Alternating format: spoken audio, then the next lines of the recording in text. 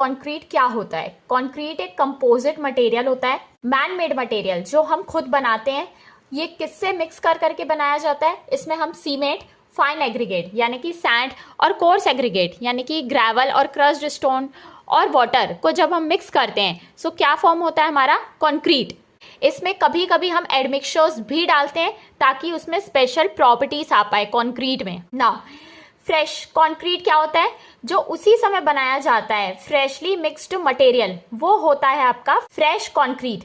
इसको हम किसी भी शेप में मोल्ड कर सकते हैं। नेक्स्ट, जो भी हम क्वांटिटीज के सीमेंट, एग्रीगेट और वाटर डालते हैं वो कंक्रीट की प्रॉपर्टीज को डिटरमाइन करते हैं। मींस जिस तरीके का आपकी सीमेंट, एग्रीगेट और वाटर होगा उसी तरीके की आपकी कंक्रीट की प्रॉपर्टी होगी। नेक्स्ट टॉपिक है हमारा क्लासिफिकेशन ऑफ कंक्रीट। कंक्रीट कितने टाइप्स के होते हैं? First, based on cementing material, हमने कौन सा सीमेंट यूज किया है तो उसी प्रकार से हमारा कंक्रीट भी उसी टाइप का होगा। A, lime concrete, B, gypsum concrete, C, cement concrete. Next, based on mixed proportion, हम कितने अमाउंट में फाइन एग्रीगेट और कोर्स एग्रीगेट डालेंगे सो उसी अकॉर्डिंग हमारा कंक्रीट का क्लासिफिकेशन होगा। जैसे कि M5 ग्रेड ऑफ कंक्रीट है, मतलब इसमें सीमेंट, फाइन एग्रीगेट और कोर्स एग्रीगेट का प्रोपोर्शन है 1:5:10। अगर M10 ग्रेड ऑफ कंक्रीट है सो इसका जो मिक्स प्रोपोर्शन है वो है 1:3:6। अगर M15 ग्रेड है कंक्रीट का सो ये हो जाएगा 1:2:4। अगर M20 ग्रेड है कंक्रीट का सो इसमें cement, fine aggregate, coarse aggregate का प्रोपोर्शन है 1:1.5:3। अगर M25 ग्रेड है कंक्रीट का सो इसका जो प्रोपोर्शन रहेगा वो है 1:1:2। नाउ ये जो स्ट्रेंथ होती है इसमें वो गिवन होती है 28 डेज के लिए, और इसमें कंक्रीट का क्यूब हम यूज करते हैं जिसकी साइड होती है 150 mm साइड। नेक्स्ट है based on bulk density. Bulk density के अकॉर्डिंग मींस डेंसिटी के अकॉर्डिंग कंक्रीट का क्लासिफिकेशन किस टाइप से होगा? First, extra light weight concrete, so उसकी जो डेंसिटी होती है वो 500 kg पर मीटर क्यूब से कम होती है। अगर लाइट वेट कंक्रीट है सो उसकी डेंसिटी 500 to 1800 kg पर मीटर क्यूब होती है। अगर डेंस वेट कंक्रीट है सो उसकी डेंसिटी 1800 to 2500 kg पर मीटर क्यूब होती है। अगर सुपर हैवी वेट कंक्रीट है सो उसकी डेंसिटी 2500 kg पर मीटर क्यूब होती है। नेक्स्ट, कंक्रीट का classification based on place of casting. अगर हम कंक्रीट को साइड में कास्ट करेंगे सो वो होगा हमारा इन सीतू कंक्रीट। अगर हम पहले से ही कंक्रीट की कास्टिंग करके रखेंगे सो वो होता है आपका precast concrete. Next topic है हमारा मैन्युफैक्चरिंग ऑफ कंक्रीट। कंक्रीट को कैसे मैन्युफैक्चर किया जाता है? सबसे पहली चीज, कंक्रीट किसका मिक्सचर होता है? Cement plus aggregate plus water. अब इसमें हर एक चीज का एक स्पेशल फंक्शन होता है। सीमेंट की कोहेसिव और एडेसिव प्रॉपर्टीज होती हैं जो कंक्रीट के डिफरेंट इंग्रेडिएंट्स को बाइंड करके रखती हैं आपस में। एग्रीगेट जो होता है ये मेन बॉडी होता है कंक्रीट का और ये ऑक्यूपाई करता है 70 to 80% वॉल्यूम। कंक्रीट की जो ज़्यादातर वॉल्यूम है वो एग्रीगेट की वजह से आती है। एग्रीगेट 2 टाइप्स के होते हैं, फाइन एग्रीगेट और कोर्स एग्रीगेट। और जो वाटर होता है ये सीमेंट के हाइड्रेशन के लिए रिस्पॉन्सिबल होता है। अगर हमको कंक्रीट की यूनिफॉर्म स्ट्रेंथ चाहिए, मींस अगर हमको कंक्रीट की स्ट्रेंथ अच्छी चाहिए सो हमको जो डिफरेंट स्टेजेस है कंक्रीट के प्रोडक्शन के लिए उनको अच्छे से करना पड़ेगा। सो जो डिफरेंट स्टेजेस होते हैं कंक्रीट को बनाने के लिए वो क्या क्या होते हैं? ये 7 पार्ट्स में डिवाइडेड है। फर्स्ट है बैचिंग और मेजरमेंट ऑफ मटेरियल्स, सेकेंड है मिक्सिंग, थर्ड है ट्रांसपोर्टिंग, फोर्थ है प्लेसिंग, फिफ्थ है कॉम्पैक्टिंग, सिक्स्थ है क्यूरिंग, सेवेंथ है फिनिशिंग। इसको हम 1 by 1 डिटेल में पढ़ने वाले हैं। सबसे फर्स्ट टॉपिक है बैचिंग। बैचिंग में जो हम मटेरियल्स यूज होते हैं कंक्रीट के लिए उनका मेजरमेंट करते हैं। Measurement of materials for making concrete is known as batching.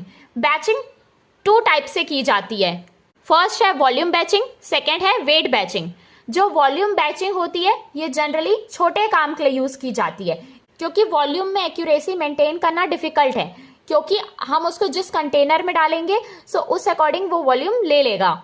ये एक इनएक्यूरेट मेथड है मेजरमेंट ऑफ मटेरियल के लिए। सेकेंड जो है वेट बैचिंग, ये सबसे अप्रोप्रिएट मेथड होता है जिसमें हम मटेरियल का मेजरमेंट करते हैं और ये ज़्यादातर इम्पॉर्टेंट वर्क्स के लिए यूज़ किया जाता है। सीमेंट हमको पता है हम वेट से मेजर करते हैं।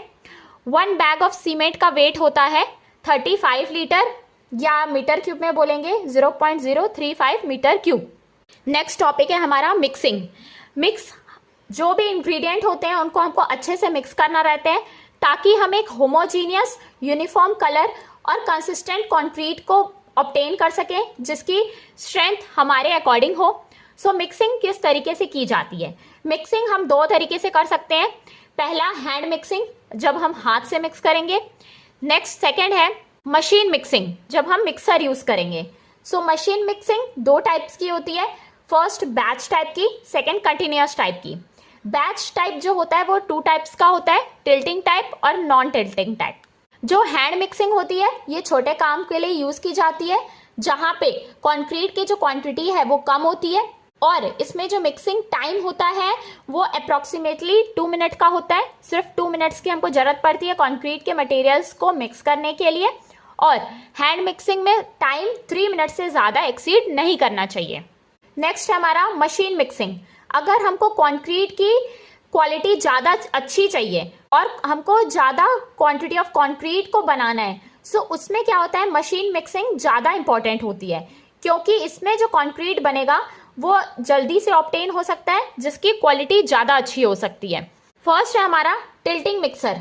इसमें क्या होता है, कंक्रीट को जब हम डालते हैं ड्रम में वो टिल्ट करता है हॉरिजॉन्टल एक्सिस के अलोंग, वो होता है आपका टिल्टिंग मिक्सर। ये जनरली यूज किया जाता है लार्ज कंस्ट्रक्शन वर्क के लिए जहां पे आपका कंस्ट्रक्शन वर्क बड़ा होता है, और टिल्टिंग मिक्सर मशीन वहां यूज की जाती है जहां पे एग्रीगेट के साइज 75 mm से ज्यादा होते हैं। नेक्स्ट हमारा नॉन टिल्टिंग मिक्सर। इसमें जो मिक्सर होता है वो टिल्ट नहीं करता, सो ये यूज किया जाता है स्मॉल वर्क के लिए। ये यूज होता है जहां पे एग्रीगेट की साइज लेस है 75 mm से। सो जब भी एग्रीगेट की साइज 75 mm से कम है वहां पे हम नॉन टिल्टिंग मिक्सर यूज करेंगे। नेक्स्ट टॉपिक है हमारा ट्रांसपोर्टिंग।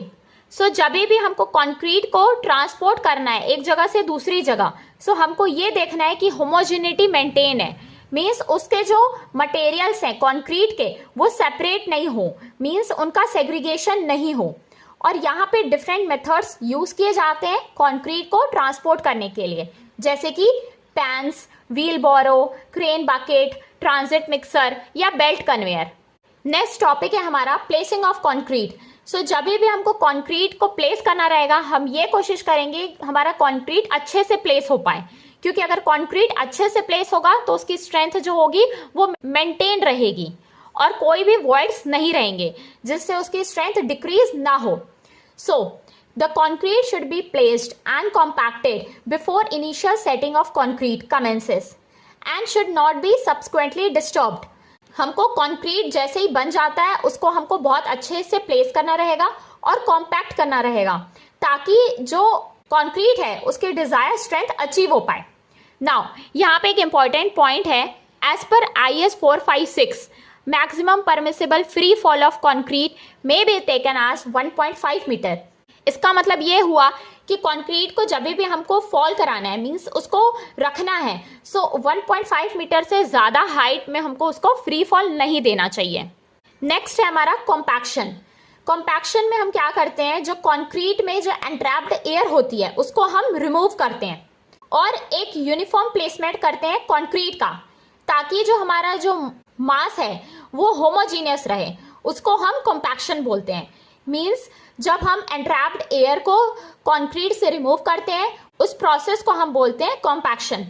अगर हमारा कॉम्पैक्शन अच्छा होगा सो कंक्रीट की डेंसिटी और स्ट्रेंथ दोनों अच्छी होगी।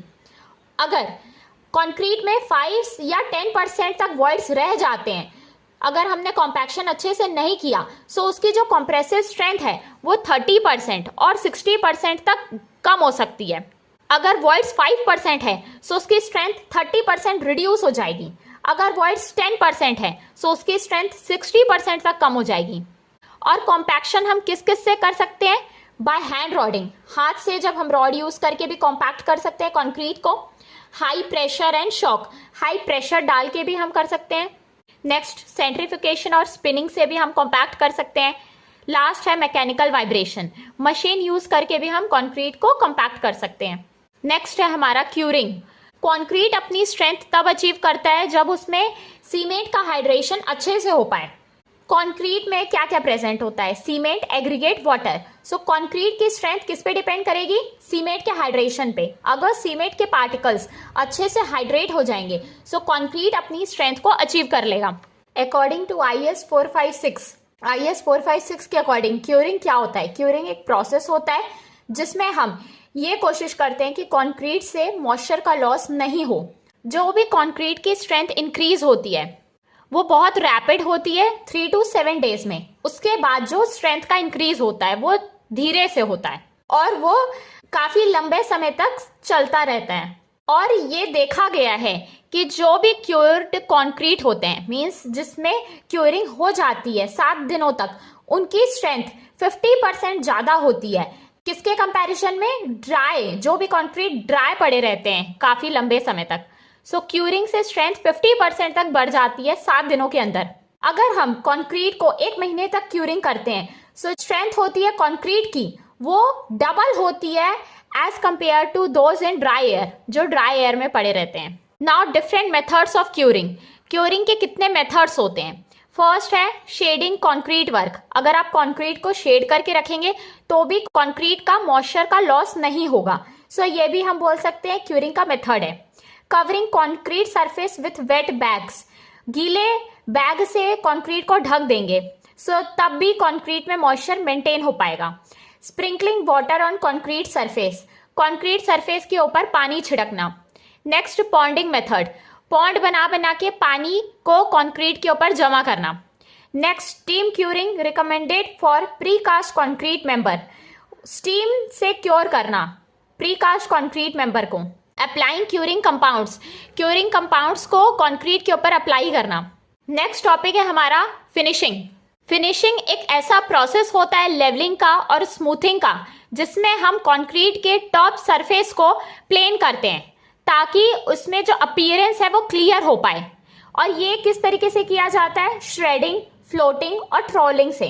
श्रेडिंग का मतलब क्या होता है? जो भी एक्सेस कंक्रीट होता है, जो भी टॉप सरफेस में आ जाता है उसको हटा देना, स्ट्राइक कर देना, स्ट्राइकिंग ऑफ कर देना, वो होता है स्क्रीडिंग।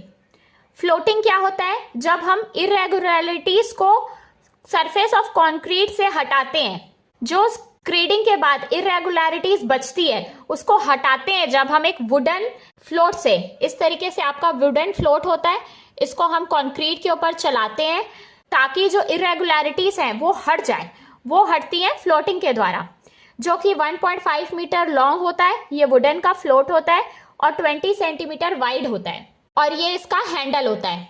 ये एक वुडन फ्लोट है। नेक्स्ट हमारा ट्रॉलिंग। ट्रॉलिंग में हम फाइनल फिनिशिंग देते हैं पूरे एक्सेस वाटर को हटा के ताकि एक स्मूथ फिनिश आ पाए। नेक्स्ट टॉपिक है हमारा मैच्योरिटी ऑफ कंक्रीट। जो भी कंक्रीट की स्ट्रेंथ होती है वो किस पे डिपेंड करेगी? एक तो पीरियड ऑफ मींस आपने क्यूरिंग कितने समय तक किया है, दैट इज एज, और टेम्परेचर क्या आपने मेंटेन किया है क्यूरिंग के टाइम। सो उसमें कंक्रीट की स्ट्रेंथ डिपेंड करेगी। जनरली जो स्ट्रेंथ ऑफ कंक्रीट होती है उसको हम मैच्योरिटी बोलते हैं, जो कि दोनों पे डिपेंड होती है, एक एज में और एक टेम्परेचर में। सो यहाँ पे जो प्रोडक्ट होता है पीरियड इंटू टेम्परेचर, यानी कि एज, कितने समय तक आपने किया, कितने टेम्परेचर में किया, उसको बोलते हैं मैच्योरिटी ऑफ कंक्रीट। ये मेजर किया जाता है डिग्री सेल्सियस आवर्स में या डिग्री सेल्सियस डेज में। मैच्योरिटी समेशन होता है टाइम इनटू टेम्परेचर का। Now factors affecting strength of concrete. कौन कौन से फैक्टर कंक्रीट की स्ट्रेंथ को इफेक्ट करते हैं? फर्स्ट है water cement ratio. So water cement ratio क्या होता है? जो भी ratio weight of water to weight of cement होता है वो होता है water cement ratio. So generally पानी ज्यादा नहीं होना चाहिए। अगर पानी ज्यादा है सो स्ट्रेंथ जो होगी कंक्रीट की वो डिक्रीज हो जाएगी। सो ये एक रेशियो मेंटेन होना चाहिए पानी का सीमेंट के साथ। नेक्स्ट है हमारा एज ऑफ कंक्रीट। कंक्रीट की स्ट्रेंथ एज के साथ बढ़ती है और सबसे ज्यादा होती है 28 डेज में। अगर 7 डेज हुए हैं सो कंक्रीट की स्ट्रेंथ होगी 65%। इसको आप 0.65 फैक्टर भी बोल सकते हैं। अगर 14 डेज हुए हैं सो कंक्रीट की स्ट्रेंथ होगी 90%। अगर 28 डेज हुए सो कंक्रीट अपनी मैक्सिमम स्ट्रेंथ यानी कि 100% अचीव कर लेता है। इसको आप 99% भी बोल सकते हैं। नेक्स्ट है सीमेंट एग्रीगेट रेशियो। अगर आप सीमेंट का एग्रीगेट रेशियो को बढ़ाएंगे सो उसकी अल्टीमेट स्ट्रेंथ एक लिमिट तक बढ़ती है। नेक्स्ट है type and size of aggregate. Aggregate किस टाइप का है और किस साइज का है। मींस अगर राउंड, स्पेरिकल और क्यूबिकल शेप का एग्रीगेट है सो उससे क्या होगा, उसमें वॉइड्स कम आएंगे as compare to irregular flaky aggregate से। सो जो स्ट्रेंथ आएगी वो इसमें ज्यादा आएगी। राउंड, स्पेरिकल और क्यूबिकल एग्रीगेट अगर आप यूज करेंगे सो कंक्रीट की स्ट्रेंथ ज्यादा हो पाएगी क्योंकि इसके जो वॉइड्स होंगे वो कम रहेंगे।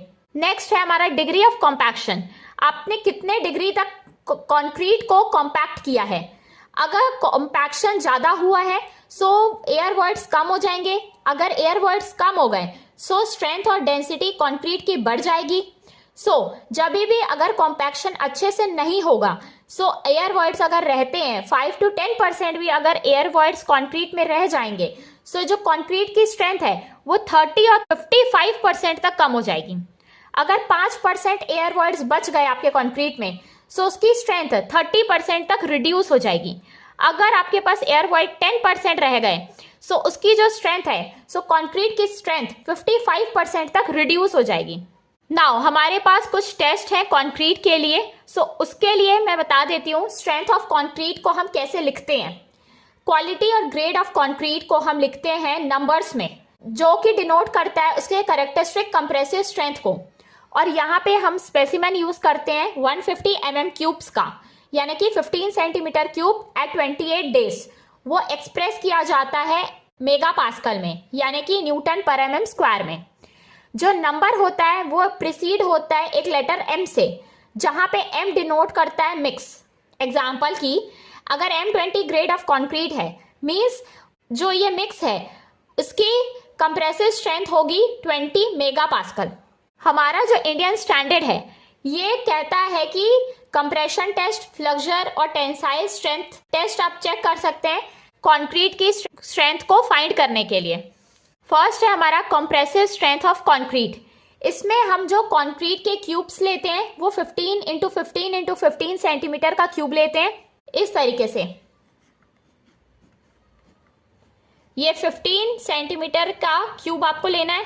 अगर आप सिलेंड्रिकल शेप का स्पेसिमेन बनाते हैं सो उसकी हाइट है 30 सेंटीमीटर उसकी हाइट होनी चाहिए और डायमीटर 15 सेंटीमीटर का होना चाहिए। नाउ टेम्परेचर क्या मेंटेन करना है हमको यहाँ पे 27 ±3 degree Celsius, humidity 90%, aggregate size up to 38 mm तक हमको यहाँ पे लेना है कंप्रेसिव स्ट्रेंथ को फाइंड करने के लिए। और यहाँ पे जो टाइम रिक्वायर्ड होता है जब हम स्पेसिमेन को रखते हैं वो है 24 ± 1/2 आवर। नाउ अब ये जो कंक्रीट हमने बनाया है उसको हम मोल्ड में फिल करते हैं लेयर्स में। ये आपका जो मोल्ड हो गया इसमें हम लेयर्स में कंक्रीट को फिल करते हैं 3 लेयर्स में। उसके बाद हम इसको टैंपिंग रॉड से टैंप करते हैं जिसकी लेंथ होती है 30 सेंटीमीटर की आपकी टैंपिंग रॉड है। इसका डायमीटर 16 mm का होता है। इससे हम टैंपिंग करते हैं 3 लेयर्स में और ईच लेयर को 35 टाइम्स टैप करते हैं, या तो हाथ से या तो वाइब्रेटर से। उसके बाद 24 ± 2 आवर्स के बाद इस स्पेसिमेन को हम लोग हटाते हैं मोल्ड से, फिर उसको हम वाटर में रखते हैं। फिर उसके बाद हम ये जो आपका मोल्ड स्पेसिमेन आया उसको हम CTM मशीन यानी कि कंप्रेसिव टेस्टिंग मशीन या UTM भी बोल सकते हैं आप, universal testing machine. Compressive testing machine में हम सिर्फ कंप्रेशन फाइंड करते हैं, यूनिवर्सल टेस्टिंग मशीन में हम कंप्रेशन और टेंशन स्ट्रेंथ दोनों फाइंड करते हैं। उसके बाद हम इस मोल्ड को इस मशीन में रखते हैं। दोनों प्लेट्स के बीच में हम इस स्पेसिमेन को रखते हैं जहां पे हम एक लोड अप्लाई करते हैं जो कि लोड की वैल्यू है 14 न्यूटन पर mm स्क्वायर पर मिनट का लोड अप्लाई करते हैं। तब तक अप्लाई करते हैं जब तक ये स्पेसिमेन टूट न जाए, जब तक ये आपका स्पेसिमेन है ये ब्रेक ना हो जाए तब तक हम लोड अप्लाई करते हैं, इस रेट से अप्लाई करते हैं। यहाँ पे कंप्रेसिव स्ट्रेंथ का फॉर्मूला क्या हो जाएगा, मैक्सिमम लोड जिस लोड में वो फेल होगा by surface area of mould. Mould का सरफेस एरिया क्या है, अगर आपने क्यूब लिया है तो क्यूब का सरफेस एरिया, अगर आपने सिलेंड्रिकल लिया है तो सिलेंड्रिकल का सरफेस एरिया। नाउ यहाँ पे एक चीज इंपॉर्टेंट है, जो क्यूब से स्ट्रेंथ आएगी वो सिलेंड्रिकल स्ट्रेंथ की 1.25 टाइम्स होगी, मींस क्यूब स्ट्रेंथ ज्यादा होगी as compare to cylindrical strength. Next है हमारा टेंसाइल स्ट्रेंथ ऑफ कंक्रीट। इसको हम मॉडुलस ऑफ रप्चर टेस्ट भी बोलते हैं। ये एक इनडायरेक्ट मेथड होता है जिससे हम कंक्रीट की टेंसाइल स्ट्रेंथ को फाइंड कर सकें। इसमें हम जो मोल्ड यूज करते हैं उसकी साइज होती है 150 इंटू 150 इंटू 700 mm। उसको फिल करते हैं, फिर कॉम्पैक्ट करते हैं। टैंपिंग बार का वेट यहाँ पे 2 kg है। 400 mm लॉन्ग ये रॉड होती है जिसका फेस जो होता है वो 25 mm स्क्वायर होता है। सो ये स्क्वायर फेस का टैंपिंग रॉड होती है। नाउ इसमें हम टेम्परेचर मेंटेन करते हैं 27 ±3 डिग्री सेल्सियस 48 आवर्स तक। लोड यहाँ पे अप्लाई किया जाता है 0.7 न्यूटन पर mm स्क्वायर पर मिनट के रेट से। स्पेसिमेन को हम टेस्टिंग मशीन में डालते हैं और ये लोड हम इस रेट से अप्लाई करते हैं 0.7 न्यूटन पर mm स्क्वायर पर मिनट के रेट से। और ये लोड तब तक अप्लाई किया जाता है जब तक स्पेसिमेन आपका फेल ना हो जाए। फिर जिस लोड में आपका स्पेसिमेन फेल होगा वो हम नोट डाउन करेंगे, वो आपका P हो जाएगा, जितना लोड ये स्पेसिमेन कैरी कर पाएगा। L जो होता है वो लेंथ ऑफ स्पैन होता है जिसमें स्पेसिमेन सपोर्ट होता है। और B और D जो है वो विड्थ और डेप्थ होते हैं स्पेसिमेन के। सो मॉडुलस ऑफ रप्चर का फॉर्मूला होता है PL/BD²। सो यहाँ से मॉडुलस ऑफ रप्चर आ गया। यहाँ से जो वैल्यू आएगी आपकी मॉडुलस ऑफ रप्चर की वो हो जाएगी FCR। सो यहाँ से हमको डायरेक्ट टेंसाइल स्ट्रेंथ फाइंड हम कैसे करेंगे? Direct tensile strength will be equals to 0.5 to 0.625 times of modulus of rupture यानी कि FCR। सो यहाँ से आपका डायरेक्ट टेंसाइल स्ट्रेंथ आप फाइंड करेंगे जो कि आप इनडायरेक्टली फाइंड करेंगे using modulus of rupture value. Next test है हमारा स्प्लिट टेंसाइल स्ट्रेंथ टेस्ट। ये गिवन है आपका IS 58161970 में। यहाँ पे जो हम सिलेंड्रिकल कंक्रीट का स्पेसिमेन बनाते हैं वो होता है 300 mm और 150 mm डायमीटर का, मींस हाइट 30 सेंटीमीटर और डायमीटर 15 सेंटीमीटर का। उसको हम हॉरिजॉन्टली रखते हैं लोडिंग सरफेस के बीच में CTM मशीन में। इस तरीके से हम उसको रखते हैं, हॉरिजॉन्टली हम उसको प्लेस करते हैं CTM मशीन में बीच में। फिर टेंसाइल स्ट्रेस हम फाइंड करते हैं जो कि सिग्मा इक्वल्स टू 2P/πdl होता है। यहाँ पे हम लोड तब तक अप्लाई करते हैं जब तक कि ये सिलेंडर का फेलियर ना हो जाए। और जिस रेट से ये लोड अप्लाई होता है वो है 1.2 मेगापास्कल पर मिनट टू 2.4 मेगापास्कल पर मिनट।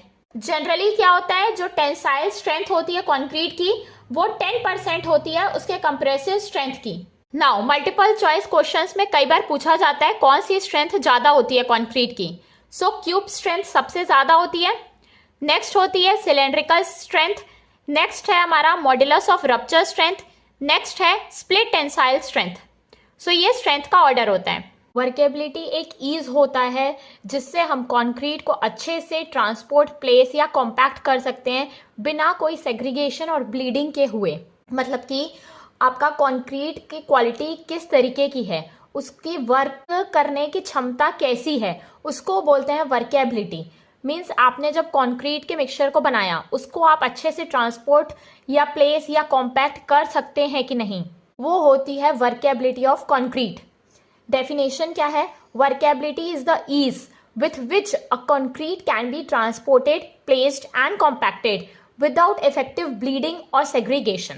कंक्रीट का मिक्सचर सेग्रीगेट ना हो, मीन्स अलग अलग ना हो जाए, उसमें सीमेंट, एग्रीगेट और पानी मिक्स होता है, सो वो अलग अलग ना हो जाए। नेक्स्ट टॉपिक है हमारा फैक्टर्स अफेक्टिंग वर्केबिलिटी। वर्केबिलिटी को कौन कौन से फैक्टर्स अफेक्ट करते हैं? फर्स्ट है वाटर कंटेंट। अगर आपको हायर डिग्री ऑफ वर्केबिलिटी की जरूरत है सो वाटर कंटेंट को आपको इंक्रीज करना पड़ेगा। लेकिन अगर आप वाटर कंटेंट को इंक्रीज करेंगे तो स्ट्रेंथ जो होगी सीमेंट कंक्रीट की वो क्या हो जाएगी? कम हो जाएगी। इसीलिए आपको स्ट्रेंथ को मेंटेन करने के लिए along with the water content proportion of cement को हमको इंक्रीज करना पड़ेगा ताकि आपकी स्ट्रेंथ ऑफ कंक्रीट कम नहीं हो वाटर कंटेंट को इंक्रीज करने से। नेक्स्ट है सीमेंट कंटेंट। अगर आप सीमेंट के कंटेंट को कम कर देंगे तो जो आपका मिक्सचर है वो एक हार्श मिक्स बनेगा जिसकी वर्केबिलिटी कम होगी और पुअर फिनिशेबिलिटी रहेगी। और अगर आप कंक्रीट में सीमेंट के कंटेंट को बढ़ाएंगे तो उसमें क्या होगा, एक्सीलेंट कोहेसिवनेस आ जाएगी, बट वो थोड़े से स्टिकी होंगे। नेक्स्ट है आपका एग्रीगेट साइज। अगर आपका एग्रीगेट का साइज बड़ा है, अगर बिग साइज के एग्रीगेट है, तो सरफेस एरिया क्या हो जाएगा, उनका कम हो जाएगा। अगर साइज ऑफ एग्रीगेट बड़े हैं तो सरफेस एरिया कम हो जाएगा और आपको जो सरफेस एरिया को वेट करना पड़ेगा वो भी कम रहेगा। तो क्या होगा, आपको जो पेस्ट की रिक्वायर होगी वो भी कम रहेगी लुब्रिकेशन के लिए, ताकि आप इंटरनल फ्रिक्शन को कम कर सके। इसीलिए जो बड़े साइज के एग्रीगेट हैं उनकी वर्केबिलिटी ज्यादा होती है as compare to small aggregate. Next है आपका शेप ऑफ एग्रीगेट। अगर आपके एग्रीगेट राउंड क्यूबिकल है तो वो ज्यादा वर्केबल होंगे एज कंपेयर टू अगर आपके एग्रीगेट रफ हैं, एंगुलर हैं, फ्लैकी हैं। राउंड एग्रीगेट जो होते हैं उनके जो फ्रिक्शनल रेजिस्टेंस होता है वो कम होता है, इसीलिए लेस लुब्रिकेशन की उनको जरूरत पड़ती है। इसीलिए जो रिवर के सैंड और ग्रेवल होते हैं उनकी वर्केबिलिटी ज्यादा होती है देन क्रश्ड सैंड और एग्रीगेट की। नेक्स्ट है सरफेस टेक्सचर। जो एग्रीगेट रफ सरफेस के होते हैं उनकी सरफेस एरिया ज्यादा हो जाती है as compare to smooth aggregate. Smooth aggregate की सरफेस एरिया कम रहती है, इसीलिए जो स्मूथ एग्रीगेट होते हैं उनकी वर्केबिलिटी ज्यादा होती है as compare to rough aggregate. अगर सरफेस एरिया ज्यादा है तो आपको ज्यादा पेस्ट की जरूरत पड़ेगी और स्मूथ एग्रीगेट का सरफेस एरिया कम होता है, इसीलिए आपको कम पेस्ट की जरूरत पड़ती है और वो ज्यादा वर्केबल होते हैं। नेक्स्ट है आपका ग्रेडिंग ऑफ एग्रीगेट। अगर आपके एग्रीगेट्स वेल ग्रेडेड हैं, मींस बड़े एग्रीगेट हैं, उसमें फिर छोटे मिक्स हैं, फिर उसमें और छोटे मिक्स हैं, सो वो वर्केबिलिटी को क्या होता है, बढ़ा देते हैं। क्यों? क्योंकि उनके जो स्पेसेस होते हैं वो ऑक्यूपाइड हो जाते हैं, छोटे बड़े बड़े छोटे के साथ मिक्स होके, इसीलिए जो उसमें वॉइड्स होते हैं वो कम होते हैं। सो इसीलिए अगर वेल ग्रेडेड एग्रीगेट है तो उनकी वर्केबिलिटी ज्यादा होगी। नेक्स्ट है एडमिक्सचर्स। एडमिक्सचर्स जैसे कि plasticizer, super plasticizer, air entraining agents अगर आप ऐड करते हैं तो इससे क्या होता है, इंटरनल फ्रिक्शन कम हो जाता है और वर्केबिलिटी बढ़ जाती है। नेक्स्ट है हमारे पास मेजरमेंट ऑफ वर्केबिलिटी। वर्केबिलिटी को हम कैसे मेजर करते हैं? सो हमारे पास यहाँ पे 4 टेस्ट हैं, slump test, compacting factor test, VB consistometer test, next है फ्लो टेस्ट। इसके बारे में जो भी रिक्वायरमेंट है वो गिवन है आपकी IS 1199 में। सो पहला है आपका स्लम टेस्ट। स्लम टेस्ट में एक फ्रस्टम होता है कोन का, जिसकी टॉप डायमीटर 10 सेंटीमीटर की होती है, बॉटम डायमीटर 20 सेंटीमीटर की होती है और हाइट 30 सेंटीमीटर की होती है। इस तरीके से ये आपका फ्रस्टम ऑफ कोन है। इसकी top dia 10 centimeter, bottom dia 20 centimeter और हाइट 30 सेंटीमीटर। mm में बोलेंगे तो ये 100 mm, ये 200 mm, ये 300 mm। ये मोल्ड है आपका स्लम्प के लिए। नाउ इसमें हम एक स्टील की टैंपिंग रॉड यूज करते हैं जिसकी 16 mm डायमीटर है और 0.6 मीटर लॉन्ग रॉड होती है। और अब हम क्या करते हैं, मोल्ड को प्लेस करते हैं एक स्मूथ हॉरिजॉन्टल सरफेस में। फिर क्या करते हैं, कंक्रीट को हम 4 लेयर्स में फिल करते हैं, approximately 1/4 of the height of the mould. जो आपका मोल्ड का हाइट है उसमें 1/4 हिस्से में अप्रोक्सीमेटली हम 4 लेयर्स डालते हैं। फिर हर एक लेयर को हम 25 बार टैंप करते हैं रॉड से इवनली हर जगह पे। जैसे आपका ये कोन है, फ्रस्टम ऑफ कोन सर्कल है, तो सर्कल के चारों तरफ, सेंटर में, बीच में, आसपास हम इसको टैंपिंग करते हैं 25 टाइम्स। फिर क्या होता है, वो जो मोल्ड है उसको हम ऊपर से उठा देते हैं। फिर ये मोल्ड को हम ऊपर से वर्टिकली उठा देते हैं। फिर क्या होता है, जो कंक्रीट होता है वो सबसाइड होता है, साइड में गिरने लगता है या थोड़ा सा उसमें डिस्प्लेसमेंट आता है और उस सब्सिडेंस को हम स्लम्प ऑफ कंक्रीट बोलते हैं। और जो डिफरेंस आता है आपका, जो हाइट की मोल्ड होती है और जो हाईएस्ट पॉइंट होता है आपका सब्सिडेड कंक्रीट का mm में, वो होता है आपका स्लम्प ऑफ कंक्रीट। जैसे कि यहाँ पे आप देख सकते हैं, ये आपकी मोल्ड की साइज है, स्लम्प यहाँ तक आया है, सो ये हो गया आपका ट्रू स्लम्प। जब आपका स्लम्प E1 के फॉर्म में ढहेगा वो होता है ट्रू स्लम्प। जब आपका स्लम्प एक साइड हाइटेड रहेगा और नीचे साइड ढह गया रहेगा वो होता है आपका शियर स्लम्प। ये आपकी हाइट हो गई। नाउ अगर आपका पूरा ढह जाता है कंक्रीट, सो ये हो जाता है आपका कोलैप्स स्लम्प। ये जो मेथड है ये वेरी वेट और वेरी ड्राई कंक्रीट के लिए नहीं यूज होता। और हम ये भी बोल सकते हैं ये मेथड वेरी हाई वर्केबिलिटी और वेरी लो वर्केबिलिटी कंक्रीट के लिए भी हम यूज नहीं कर सकते, क्योंकि उसमें आपका जो सब्सिडेंस है वो क्लियरली हम मेजर नहीं कर पाएंगे, क्योंकि वो तो पूरा ढह जाएगा या तो बिल्कुल नहीं ढहेगा। इसीलिए वेरी वेट और वेरी ड्राई कंक्रीट के लिए हम ये मेथड नहीं यूज करते हैं। नाउ कॉम्पिटिटिव एग्जाम में कई बार क्वेश्चंस आते हैं इससे रिलेटेड। स्लम्प की आपको वैल्यू गिवन होती है, पूछता है कि वर्केबिलिटी की डिग्री क्या होगी। सो आप इसको एक बार देख लीजिए। डिग्री ऑफ वर्केबिलिटी स्लम्प आपका mm में आएगा। अगर स्लम्प 0 to 25 है तो वर्केबिलिटी उसकी बहुत कम रहेगी, वेरी लो। अगर स्लम्प 25 to 50 है सो उसकी डिग्री ऑफ वर्केबिलिटी लो रहेगी। अगर स्लम्प की वैल्यू 50 to 100 है सो वो मीडियम वर्केबिलिटी का कॉन्क्रीट है। अगर स्लम्प की वैल्यू 100 to 175 है सो हाई वर्केबल कॉन्क्रीट है। जनरली इस रेंज के क्वेश्चंस आते हैं। स्लम्प की वैल्यू 60 गिवन होता है और पूछता है डिग्री ऑफ वर्केबिलिटी क्या है, सो वो मीडियम वर्केबिलिटी में आएंगे। नेक्स्ट टेस्ट हमारे पास कॉम्पैक्टिंग फैक्टर टेस्ट। ये टेस्ट ज्यादा एक्यूरेट होता है और सेंसिटिव होता है as compare to slump test. ये यूज किया जाता है उन कॉन्क्रीट के लिए जिनकी वर्केबिलिटी मीडियम और लो के रेंज में होती है, जहां पे स्लम्प टेस्ट सुटेबल नहीं होता। कॉम्पैक्शन फैक्टर का फॉर्मूला यहाँ पे यूज होता है, that is mass of partially compacted concrete by mass off fully compacted concrete. ये आपका अपैरेटस है, इसमें ये अपर हॉपर है, ये लोअर हॉपर है, ये सिलेंडर है।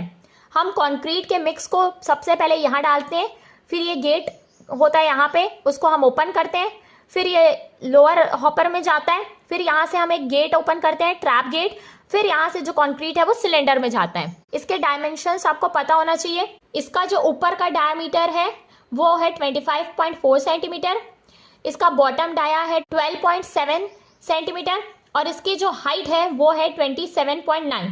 नाउ जो लोअर हॉपर है इसका ऊपर का डायमीटर है 22.9 और बॉटम का जो डायमीटर है वो है 12.7, सेम इसी के जितना, और इसकी जो हाइट है वो है 22.9 सेंटीमीटर।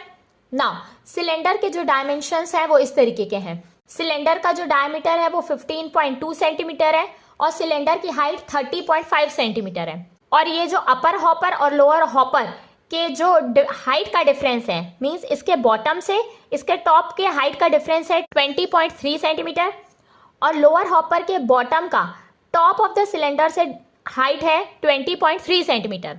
ये आपको डायमेंशंस भी कई बार एग्जाम में पूछा जाता है। अब इसमें हम क्या करते हैं, कंक्रीट को सबसे पहले यहाँ पे डालेंगे, फिर नेक्स्ट ये कंक्रीट यहाँ जाएगा ग्रेविटी के थ्रू, फिर ये यहाँ जाएगा। अब यहाँ पे क्या होता है, जिस तरीके से कंक्रीट जाता है ये ग्रेविटी के द्वारा गया, सो ये हो जाएगा आपका mass of partially compacted concrete. यहाँ से जो ऑब्टेन्ड होगा आपको पार्शली कॉम्पैक्टेड कंक्रीट की वैल्यू, मतलब ये ग्रेविटी के थ्रू होगी, उसको हम यहाँ लिखेंगे। फिर जो mass of fully compacted concrete हम कैसे फाइंड करेंगे, जैसे हमने स्लम्प टेस्ट में किया। सिलेंडर में हम कंक्रीट को फिल करेंगे, फिर उसमें 4 लेयर्स में हम कंक्रीट को डालेंगे, फिर ईच लेयर को हम 25 टाइम्स टैंपिंग ब्लो के थ्रू उसको टैंपिंग करेंगे, फिर जो वैल्यू आएगी वो हो जाएगी आपकी mass off fully compacted concrete की। पार्शली कॉम्पैक्टेड मतलब ग्रेविटी के द्वारा या पैरेटस के द्वारा जो वैल्यू होगी। नाउ यहाँ पे आपके पास 3 इंपॉर्टेंट वैल्यूज हैं। अगर आपका कॉम्पैक्शन फैक्टर 0.85 है मतलब आपकी वर्केबिलिटी कम है, लो वर्केबिलिटी का कंक्रीट है। अगर कॉम्पैक्शन फैक्टर 0.92 है सो वो मीडियम वर्केबिलिटी का कंक्रीट है।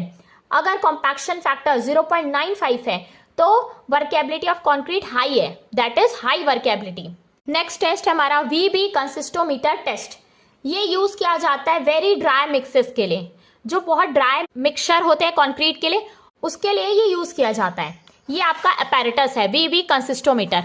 ये आपका बेस है, यहाँ पे देखिए ये स्पॉट है जो कि सिलेंड्रिकल शेप में है, ये कोन है, फ्रस्टम ऑफ कोन, सेम उसके डायमेंशंस है 10 centimeter top dia, bottom 20 centimeter, height 30 centimeter और ये लेंथ ऑफ द बेस है 26। ये आपका आर्म होल्डर है। इसमें हम क्या करते हैं, जो मोल्ड होता है फ्रस्टम ऑफ कोन का उसको हम सिलेंडर के अंदर डालते हैं और कंक्रीट को उसके अंदर फिल करते हैं। उसके बाद हम इसको ऊपर से उठा देते हैं, ये जो फ्रस्टम ऑफ कोन है इसको ऊपर से हम हटा देते हैं जैसे ही ये पूरा फिल हो जाएगा। फिर उसके बाद जो ये सिलेंडर है, ये आपका जो सिलेंड्रिकल शेप है उसको हम वाइब्रेशन देते हैं और वो टाइम हम देखते हैं जिसमें कंक्रीट का शेप चेंज होता है। इस शेप से स्लम्प कोन से जब वो सिलेंड्रिकल शेप में आ जाता है वो होता है आपका वीबी डिग्री। ये टाइम इन सेकेंड्स में ऑब्टेन होता है, मींस जिस समय में ये कंक्रीट जो कि फ्रस्टम ऑफ कोन के शेप में है, जब वो सिलेंड्रिकल के शेप में कन्वर्ट हो जाता है उस टाइम को हम मेजर करते हैं और वो टाइम कहलाता है आपका VB डिग्री इन सेकेंड्स। ये मेथड यूज किया जाता है वेरी ड्राई मिक्स, जो कंक्रीट बहुत ड्राई होते हैं। सो उसमें क्या होगा, जैसे ही हम वाइब्रेशंस देंगे तो उसको शेप आने में समय लगेगा, इसीलिए जो टाइम की एक्यूरेसी है वो यहाँ पे अचीव अच्छे से हो पाएगी as compare to the other methods. कितने टाइप्स के हमारे स्पेशल कॉन्क्रीट होते हैं? सो हमारे पास बहुत डिफरेंट टाइप्स के स्पेशल कॉन्क्रीट हैं, जैसे कि fibre reinforced concrete, light weight concrete, no fines concrete, heavy weight concrete और पॉलीमर कॉन्क्रीट। ये डिफरेंट कॉन्क्रीट डिफरेंट रिक्वायरमेंट्स और डिफरेंट नीड्स के लिए यूज़ किए जाते हैं। सो इनसे रिलेटेड कई बार क्वेश्चंस आते हैं कि ये कौन सा टाइप का कॉन्क्रीट है या हम कब कौन से कॉन्क्रीट को यूज़ करेंगे। सो स्टार्ट करते हैं फर्स्ट कॉन्क्रीट से, fibre reinforced concrete. FRC is defined as a composite material. ये कंपोजिट मटेरियल होता है जो कि कंसिस्ट होता है, मिक्सचर होता है सीमेंट, कंक्रीट और डिसकंटिन्यूअस या डिस्क्रीट या यूनिफॉर्मली डिस्ट्रीब्यूटेड सुटेबल फाइबर्स। इस कंक्रीट में सीमेंट होता है, कंक्रीट होता है और डिफरेंट फाइबर्स होते हैं। यहाँ पे जो फाइबर्स होते हैं वो डिफरेंट शेप और साइजेस के होते हैं, जो कि ऑब्टेन्ड होते हैं स्टील, प्लास्टिक या ग्लास या नेचुरल मटेरियल से। और सबसे ज़्यादा जो फाइबर यूज होता है वो है स्टील फाइबर। नाउ अब अगर इसका हम कंपैरिजन करेंगे प्लेन कंक्रीट से, सो जो फाइबर रेनफोर्स कंक्रीट होते हैं ये ज़्यादा टफर होते हैं और मोर रेजिस्टेंट होते हैं इम्पैक्ट से। और इनका यूज़ कहाँ पे होता है? फाइबर रेनफोर्स कंक्रीट यूज होते हैं पाइप्स, पैनल्स, कंपोजिट डेक्स और वॉल्स में। नेक्स्ट है हमारा लाइट वेट और फोम कंक्रीट। ये मैन्युफैक्चर किया जाता है बाय यूजिंग फोमिंग मटेरियल या एयर एंट्रेनिंग एजेंट्स डालते हैं सीमेंट स्लरी में, और लाइट वेट सैंड और एग्रीगेट्स को हम यहाँ पे यूज करते हैं ताकि जो वेट है कंक्रीट का वो कम हो जाए। यहाँ पे हम फोम यूज करते हैं, एयर एंट्रेनिंग एजेंट को मिक्स करते हैं सीमेंट स्लरी के साथ और लाइट वेट सैंड और एग्रीगेट यूज करते हैं। इसकी जो डेंसिटी है वो वेरी करती है 300 to 1850 kg पर मीटर क्यूब। ये जनरली 3 क्लास में क्लासिफाइड होते हैं। फर्स्ट है porous light weight aggregate, second है अरेटेड सेलुलर या गैस फोम्ड कंक्रीट, थर्ड होते हैं नो फाइन्स कंक्रीट। जब लाइट वेट एग्रीगेट जिनकी स्पेसिफिक ग्रेविटी कम होती है वो जब हम यूज करते हैं वो कहलाते हैं आपके लाइट वेट कंक्रीट, जब लाइट वेट का एग्रीगेट हम यूज करेंगे। नाउ यहाँ पे जब लार्ज वॉइड्स इंट्रोड्यूस किए जाएंगे कंक्रीट के अंदर, उसको हम बोलते हैं एरेटेड सेलुलर या गैस और फोम्ड कंक्रीट, जब हम वॉइड्स को इंट्रोड्यूस करेंगे कंक्रीट में। नेक्स्ट हमारा no fines concrete. No fines concrete में जो सैंड होता है उसको हम हटा देते हैं, कंक्रीट बनाते समय सैंड का हम यूज ही नहीं करते। So no fine concrete is obtain by omitting the sand fraction from the aggregate. Aggregate से सैंड को हटा देंगे। और जो फोमिंग एजेंट्स होते हैं ये बहुत सारे माइन्यूट एयर बबल फॉर्म करने लगते हैं कंक्रीट मास के ऊपर, इसीलिए जो कंक्रीट होता है वो लाइट वेट का होता है। नेक्स्ट टाइप की कंक्रीट है लाइट वेट एग्रीगेट कंक्रीट। जब भी हम लाइट वेट का एग्रीगेट यूज करेंगे वो कहलाएगी आपकी लाइट वेट एग्रीगेट कंक्रीट। और जो भी लाइट वेट एग्रीगेट कंक्रीट की प्रॉपर्टीज होंगी वो डिपेंड करेगी कि किस टाइप का आपने लाइट वेट एग्रीगेट को यूज किया है।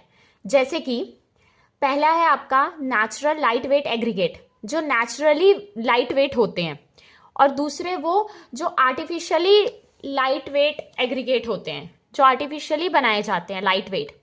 जैसे कि नेचुरल लाइट वेट में आपका आता है प्यूमाइस, स्कोरिया, सॉडस्ट, राइस हस्क, और सबसे ज़्यादा जो यूज़ होता है वो है पोमाइस। और कंक्रीट जो इस एग्रीगेट से बनाया जाता है उसकी एब्जॉर्प्शन और श्रिंकेज ज़्यादा होता है। नेक्स्ट है आर्टिफिशियल लाइट वेट एग्रीगेट। इसमें हम आर्टिफिशियली एग्रीगेट को लाइट वेट करते हैं।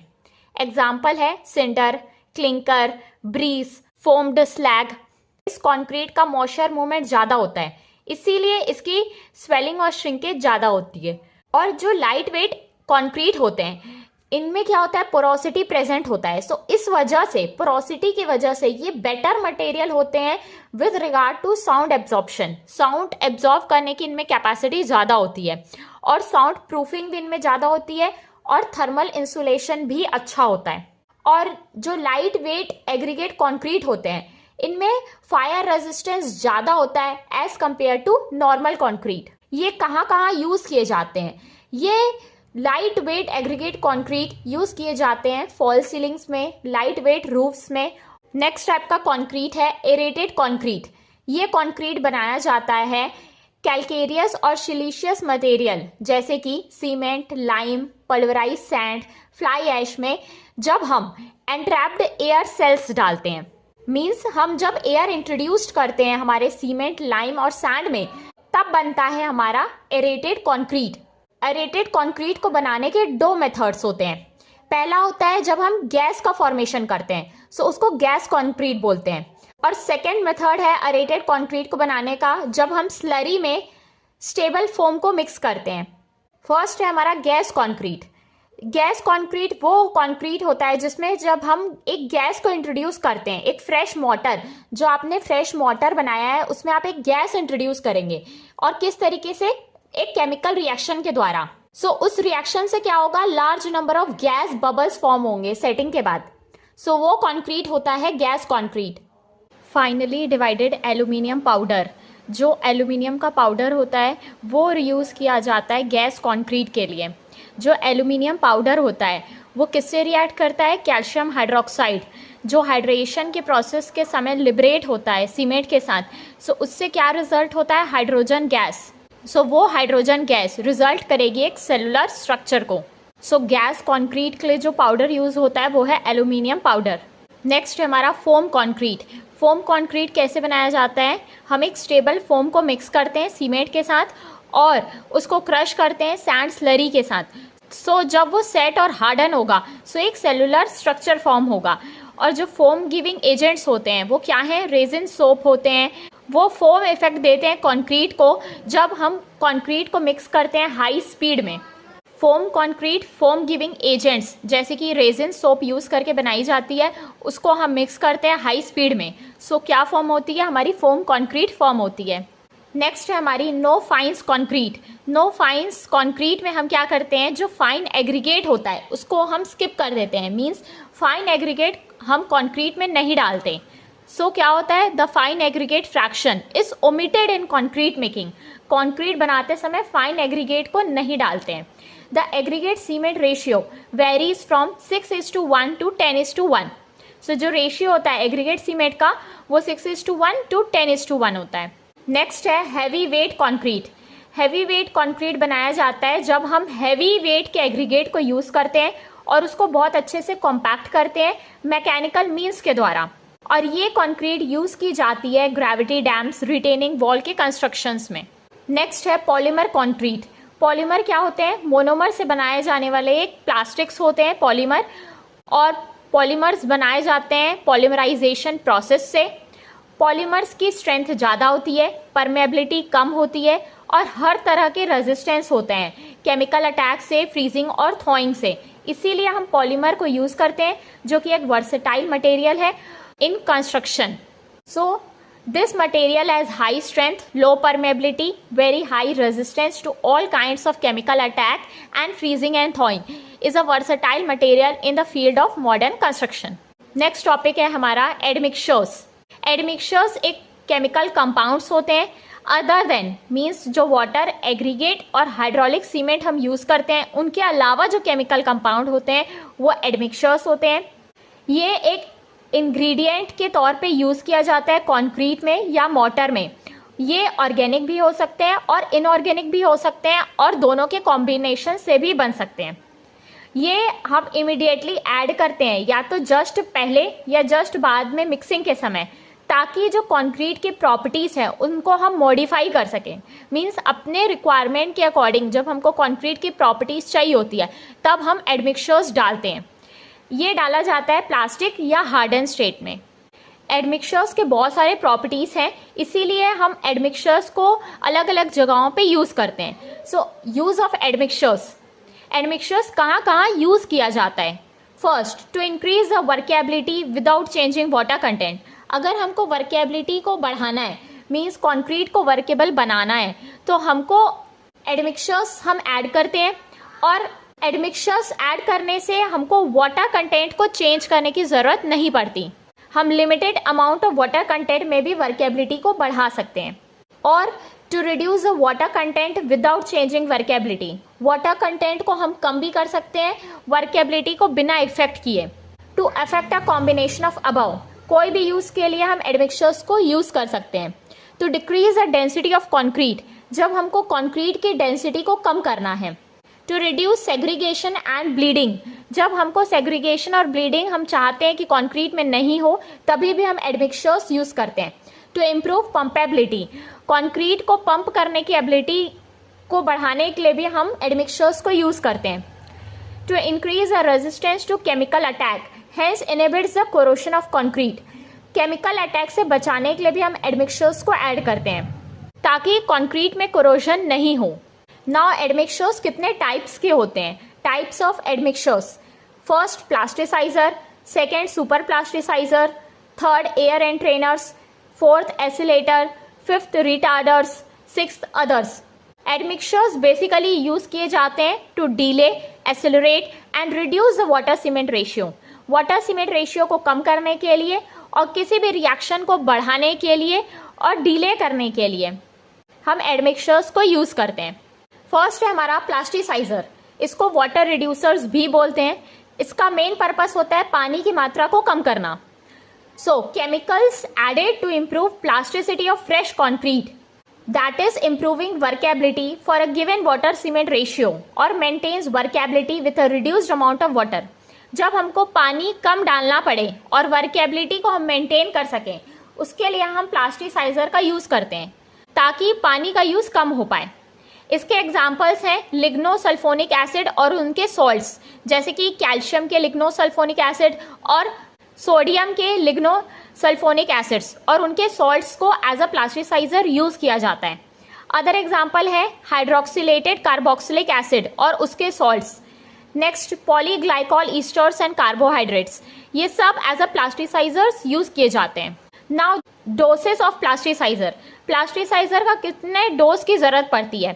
200 ml टू 450 ml पर 100 kg ऑफ सीमेंटीशियस मटेरियल। अगर 100 kg का सीमेंट का मटेरियल है तो उसमें हमको प्लास्टिसाइजर की जरूरत पड़ेगी 200 ml से 450 ml तक। और प्लास्टिसाइजर जनरली यूज किए जाते हैं 0.1% to 0.4% by weight of cement. जितना आपका सीमेंट का वेट है उसका 0.1 टू 0.4% प्लास्टिसाइजर को हम यूज करते हैं।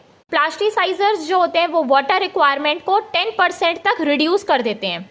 Plasticiser use can attain given strength with lower cement content, means plasticiser को यूज करने से हम एक ऐसी स्ट्रेंथ को अचीव कर सकते हैं जिसमें हमको सीमेंट की भी मात्रा की कम जरूरत पड़े। नेक्स्ट है हमारे सुपर प्लास्टिसाइजर, ये होते हैं हाई रेंज वाटर रिड्यूसर। जब हमको पानी की मात्रा बहुत कम करनी रहती है तब हम यूज करते हैं super plasticiser. Use of super plasticiser as admixture permits lower water cement ratio, इससे हमको लो वाटर सीमेंट रेशियो की जरूरत पड़ती है। स्ट्रेंथ को हम बढ़ा सकते हैं, thereby strength is increased. Also workability is greatly enhanced, workability को भी हम बढ़ा सकते हैं। और सुपर प्लास्टिसाइजर का जो डोज है वो डिपेंड करता है सीमेंट में। अगर आपके सीमेंट के पार्टिकल्स ज़्यादा फाइन है सो आपको जो सुपर प्लास्टिसाइजर का डोज है वो ज़्यादा जरूरत पड़ेगा। Finer the cement higher the super plasticizer dose. Example, जो सुपर प्लास्टिसाइजर्स के एग्जाम्पल है वो क्या है?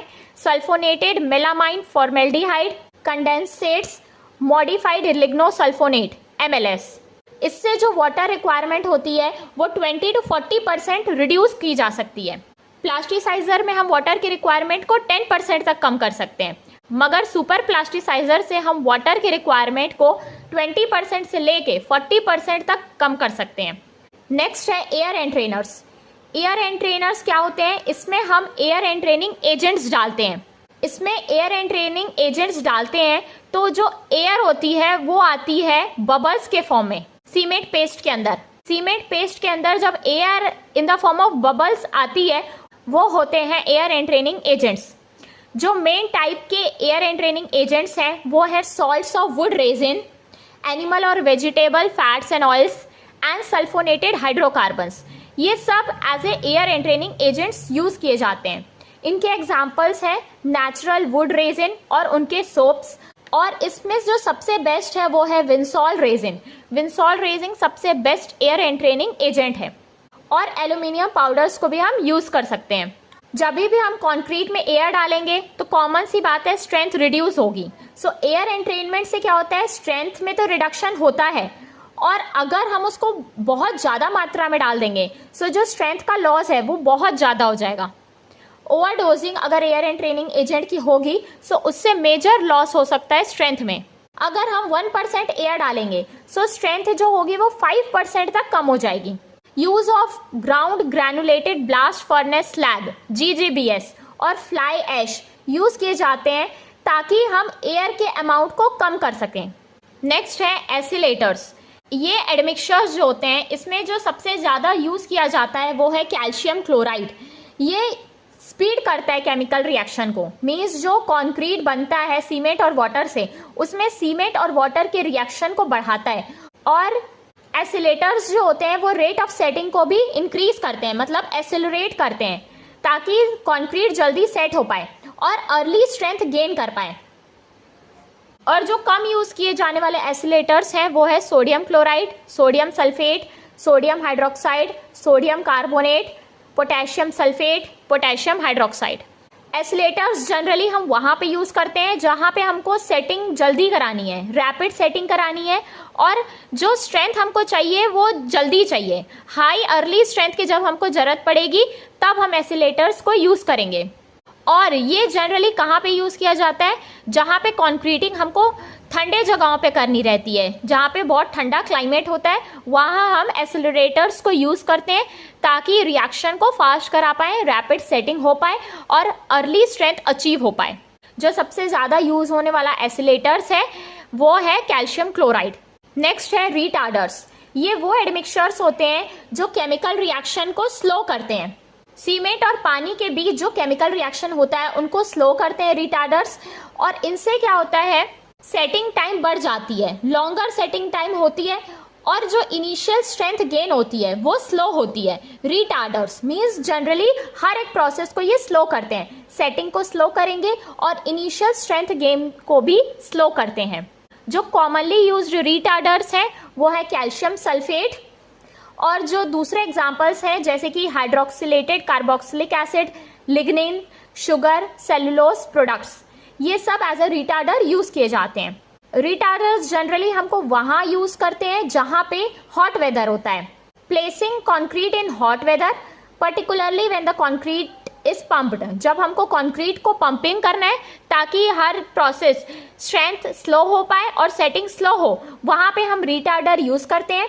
और जहाँ पे हमको कंक्रीट को लंबे समय तक ट्रांसपोर्ट करना रहता है वहाँ पे भी हम रिटार्डर्स यूज करते हैं। नेक्स्ट है पोजोलानास। जब हम पोजोलाना को एज ए एडमिक्सचर्स यूज करते हैं वो क्या होते हैं, पोजोलाना जनरली सिलिशियस मटेरियल होते हैं जिनकी खुद की कोई भी प्रॉपर्टी नहीं होती, means which are themselves inactive.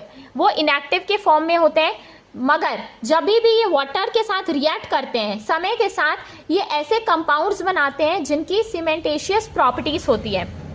जो पोजोलाना होते हैं वो फ्री लाइम जो सीमेंट में प्रेजेंट होता है उनके साथ रिएक्ट करते हैं और कंक्रीट की ड्यूरेबिलिटी को इम्प्रूव करते हैं, और जो रेट ऑफ हार्डनिंग है कंक्रीट का उसको कम करते हैं, जो कि हमारा मेन काम होता है। जनरली पोजोलाना के एग्जांपल्स क्या है, lime, fly ash, burnt clay and blast furnace slag, ये सब पोजोलाना के एग्जांपल्स हैं। सीमेंट, सबसे पहली चीज जो सीमेंट है वो इन्वेंट किया गया था जोसेफ एस्पेडी के द्वारा इन 1824। सीमेंट के पास कोहेसिव और एडहेसिव प्रॉपर्टीज होती हैं। कोहेसिव यानी कि सेम मॉलिक्यूल्स, और एडहेसिव यानी कि जो डिफरेंट मॉलिक्यूल ये सेम मॉलिक्यूल्स के साथ जो अपना बॉन्ड बनाते हैं वो होते हैं कोहेसिव प्रॉपर्टी, और जो डिफरेंट मॉलिक्यूल्स के साथ बॉन्ड बनाते हैं वो होती है एडहेसिव प्रॉपर्टी। और सीमेंट के पास दोनों प्रॉपर्टीज होती है, मीन्स सीमेंट जो है वो सिमिलर मटेरियल और डिफरेंट मटेरियल के साथ भी बॉन्ड बना लेते हैं।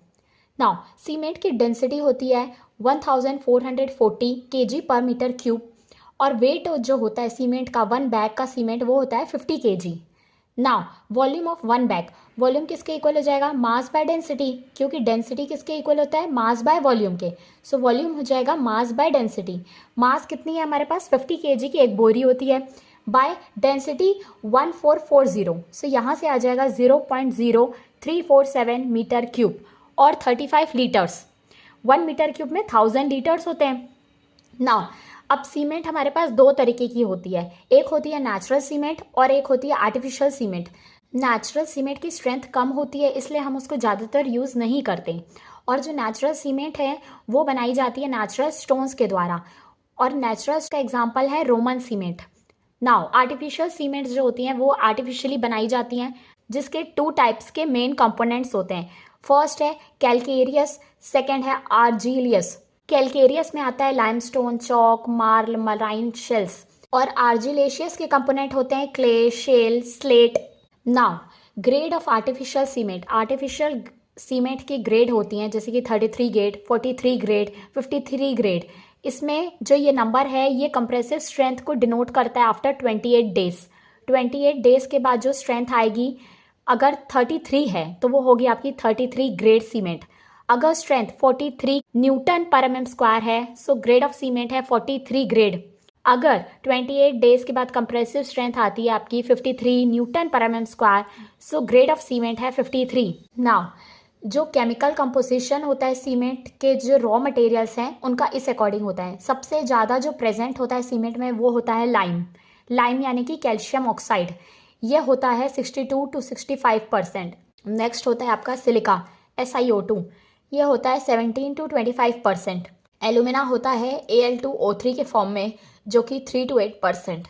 आयरन ऑक्साइड Fe2O3 होता है 5 to 6%। मैग्नीशिया MgO होता है 1 to 4%। एल्कलीस यानी कि जो इम्प्योरिटीज ऑटोमेटिकली फॉर्म होती है सीमेंट में, वो होती है 0.1 to 1%।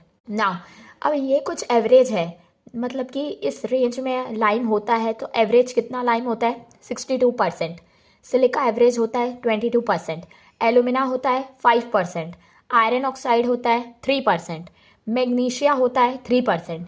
और जो एल्कलीस यानी कि जो इम्प्योरिटीज ऑटोमेटिकली रेसिड्यू के फॉर्म में बचती हैं, वो होती है 1% ऑन एन एवरेज। नाउ ये जो कंपोनेंट्स हैं इनके कुछ इंपॉर्टेंट कैरेक्टरिस्टिक्स हैं, जैसे कि लाइम है। लाइम रिस्पॉन्सिबल होता है स्ट्रेंथ और साउंडनेस के लिए, और साउंडनेस क्या होती है, वो रेजिस्टेंस होता है अगेंस्ट चेंज इन वॉल्यूम। अगर कोई चीज़ वॉल्यूम, जैसे सीमेंट वॉल्यूम चेंज करेगी और उस वॉल्यूम चेंज को जो रेजिस्ट करेगा, वो प्रॉपर्टी होती है साउंडनेस। साउंडनेस रेजिस्टेंस होती है अगेंस्ट चेंज इन वॉल्यूम। अगर सीमेंट साउंड है तो ये एक पॉजिटिव टर्म है, मीन्स सीमेंट की रेजिस्टेंस अच्छी है। अनसाउंड मीन्स उसमें रेजिस्टेंस नहीं है। Next, excess of lime causes unsoundness. अगर लाइम ज़्यादा हो गया तो सीमेंट अनसाउंड हो जाएगी, मीन्स उसमें रेजिस्टेंस नहीं रहेगा वॉल्यूम चेंज के लिए। Now deficiency of lime causes reduction in strength. अगर लाइम कम हो गया सो उससे क्या होगी, स्ट्रेंथ सीमेंट की कम हो जाएगी। सो इसीलिए इसका प्रपोर्शन फिक्स है, सबसे ज़्यादा लाइम होना चाहिए, on an average 62%। Next component silica. Silica जो है वो स्ट्रेंथ के लिए रिस्पॉन्सिबल होता है। अगर सिलिका ज़्यादा हो गया तो स्लो सेटिंग हो जाएगा सीमेंट में। Excess of silica causes slow setting. और अगर सिलिका कम हो गया, मीन्स डिफिशियंसी हो गई सिलिका की, सो स्ट्रेंथ जो है सीमेंट की वो कम हो जाएगी। सो इसीलिए एक प्रॉपर प्रपोर्शन में सिलिका का प्रेजेंस होना चाहिए। नेक्स्ट है एल्यूमिना। एल्यूमिना जो है वो क्विक सेटिंग के लिए रिस्पॉन्सिबल होता है, कि अगर हमको सीमेंट को क्विक सेट करना है, जल्दी सेट करना है, सो एल्यूमिना के थ्रू होता है। अगर आप ये ज़्यादा अमाउंट में डाल देंगे एल्यूमिना को, सो सीमेंट जो है वो कमज़ोर हो जाएगी, cement becomes weak. Next iron oxide. Iron oxide जो है वो सीमेंट को कलर देती है और ये एक फ्लक्स की तरह एक्ट करती है। जो ग्रीनिश ग्रे कलर होता है सीमेंट का, वो आयरन ऑक्साइड की वजह से ही होता है। नेक्स्ट है मैग्नीशिया। मैग्नीशिया जो है वो साउंडनेस देती है सीमेंट को, और अगर मैग्नीशिया ज़्यादा अमाउंट में हो गया तो सीमेंट अनसाउंड हो जाएगा, मीन्स उसका रेजिस्टेंस नहीं रहेगा अगेंस्ट वॉल्यूम चेंज के लिए।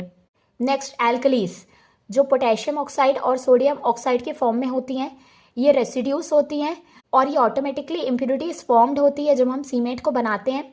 और अगर ये ज़्यादा क्वांटिटी में हो गई सो इससे क्या होगा, इफ्लोरेसेंस हो जाएगा और क्रैकिंग हो जाएगी। एफ्लोरेसेंस एक वाइट पैच होता है जो कि सरफेस में फॉर्म होने लगता है अगर एल्कलीज ज़्यादा हो जाएंगे तो।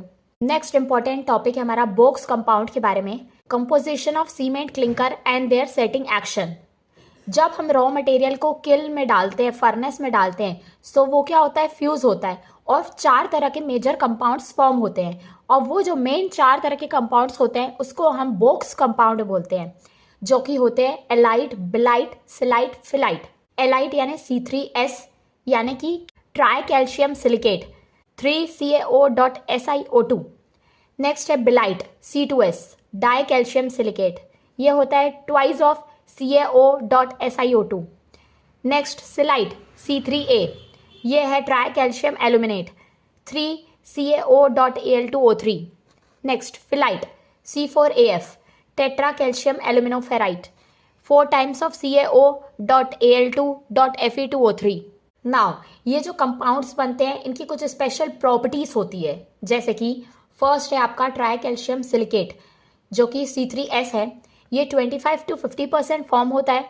ये रिस्पॉन्सिबल होता है इनिशियल स्ट्रेंथ ऑफ सीमेंट के लिए, मीन्स जो सीमेंट में इनिशियल स्ट्रेंथ आती है वो C3S की वजह से होती है। इनिशियल डेज में 7 days 28 days इनिशियल स्टेजेस जो स्ट्रेंथ सीमेंट देती है वो C3S के वजह से होती है।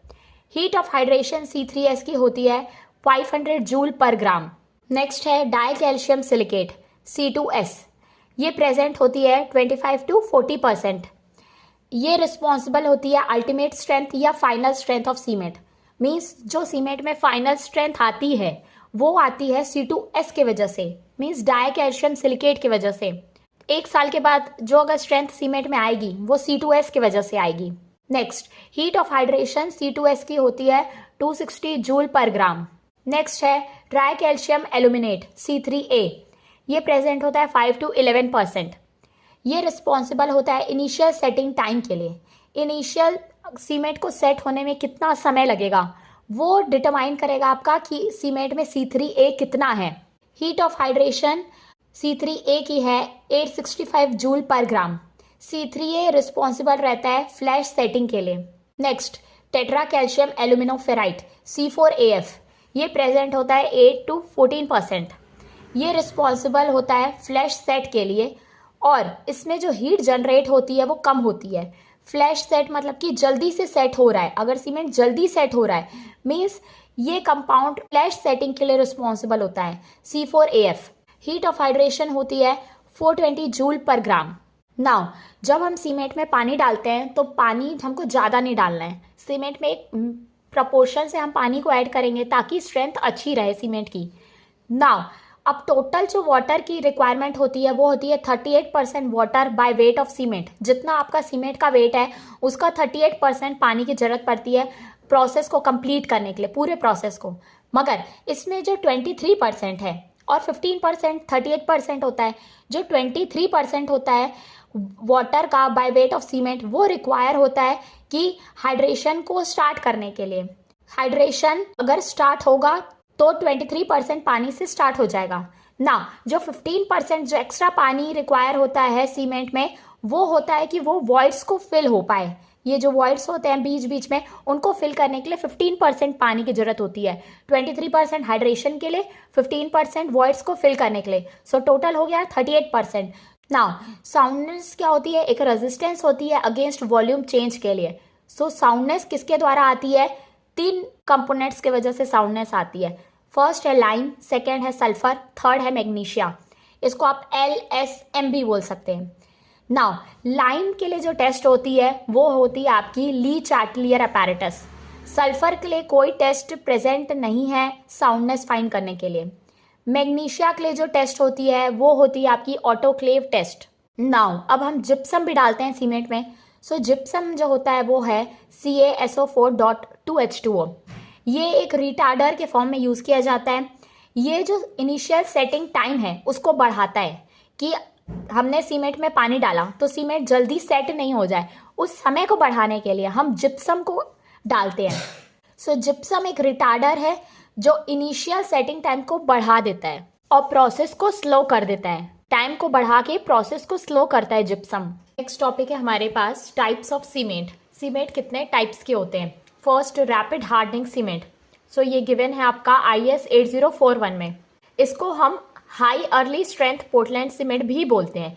रैपिड हार्डनिंग सीमेंट का मतलब ये नहीं होता है कि वो जल्दी हार्डर हो जाती है, इसका मतलब ये है कि वो स्ट्रेंथ जल्दी अचीव करती है, इसीलिए हम इसको high early strength Portland cement बोलते हैं। और अगर अर्ली स्ट्रेंथ हाई होगी किसी भी सीमेंट की, मतलब क्या हो गया, उसका C3S ज़्यादा होगा, क्योंकि C3S जो होता है वो इनिशियल स्ट्रेंथ के लिए रिस्पॉन्सिबल होता है। सो इसीलिए इसका C3S ज़्यादा होता है, अप टू 50%, और C2S कम होता है। और ये ग्राउंड मोर फाइनली, इसको हम ग्राउंड बहुत अच्छे से करते हैं। ये सीमेंट कहाँ यूज़ होती है, जब हमको स्ट्रेंथ जल्दी चाहिए रहती है, जहाँ पे हमको फॉर्मवर्क को जल्दी निकालना रहता है रीयूज के लिए। और रैपिड हार्डनिंग सीमेंट जो है वो एक दिन में स्ट्रेंथ अचीव करती है, जो OPC 3 दिन में अचीव करती है, with the same water cement ratio. Rapid hardening cement की स्ट्रेंथ एक दिन में ज़्यादा होती है एज कंपेयर टू जो स्ट्रेंथ OPC 3 दिन में अचीव करती है। और cost of rapid hardening cement जो है वो 10% ज़्यादा होती है ऑर्डिनरी सीमेंट से। ये यूज़ की जाती है repairs of roads, bridges etcetera. इसको हम रोड के कंस्ट्रक्शन में, ब्रिजेस में यूज़ करते हैं। Next, extra rapid hardening Portland cement ERHC।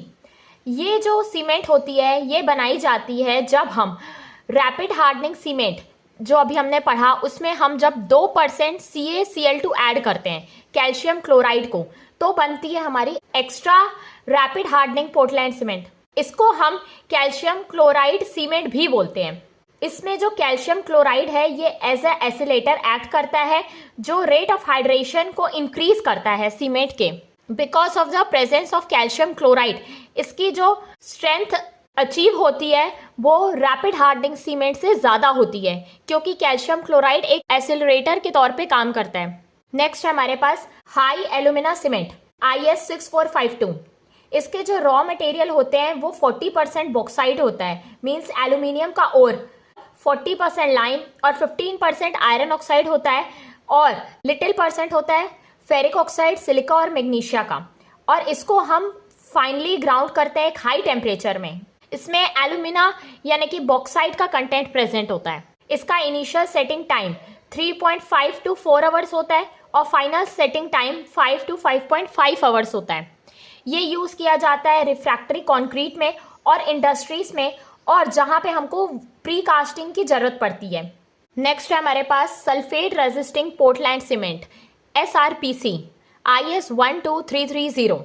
इसमें C3A का कंटेंट कम होता है, 5% से भी कम, क्योंकि इसको सल्फेट को रेजिस्ट करना है, इसीलिए C3A के कंटेंट को कम रहना चाहिए। ये सीमेंट बनाई जाती है C3A और C4AF के कंटेंट को कम करके और C3S और C2S के कंटेंट को बढ़ा के, क्योंकि जो सल्फेट रेजिस्टिंग कैपेसिटी होती है वो C3S और C2S की ज़्यादा होती है, इसीलिए इसके कंटेंट को हम बढ़ाते हैं और इसके कंटेंट को हम कम करते हैं। ये यूज़ की जाती है मरीन स्ट्रक्चर्स में और जहाँ पे हमको सीवेज का ट्रीटमेंट करना रहता है। इसका इनिशियल सेटिंग टाइम 30 मिनट से ज़्यादा होना चाहिए और फाइनल सेटिंग टाइम 600 मिनट से कम होना चाहिए। नेक्स्ट है हमारे पास Portland slag cement IS 455 1989। Portland slag cement बनाई जाती है पोर्टलैंड सीमेंट में जब हम फर्नेस स्लैग को ऐड करते हैं और थोड़ा अमाउंट जिप्सम को ऐड करते हैं। फर्नेस स्लैग 25 to 65% हम ऐड करते हैं। जब हम फर्नेस स्लैग को ऐड करते हैं तो इससे क्या होता है, हीट ऑफ हाइड्रेशन हमारी कम हो जाती है। और जब भी हम कोई एक एक्स्ट्रा इंग्रेडिएंट ऐड करते हैं जैसे कि पोजोलाना स्लैग, सो इससे क्या होता है, रेजिस्टेंस बढ़ जाता है केमिकल अटैक से। So resistance against chemical attack होता है पोर्टलैंड स्लैग सीमेंट में। नाउ इसको हम यूज करते हैं मैरीन स्ट्रक्चर्स में, नॉचेस में। नेक्स्ट है हमारे पास low heat cement LHC IS 12600। Low heat cement में क्या होता है, जो स्ट्रेंथ का डेवलपमेंट होता है वो स्लो होता है, मीन्स वो धीरे धीरे होता है, और जो अल्टीमेट स्ट्रेंथ होती है वो सेम होती है, मीन्स इनिशियल स्ट्रेंथ जो है वो स्लो डेवलप की जाती है और अल्टीमेट स्ट्रेंथ सेम होती है OPC के कंपैरिजन में।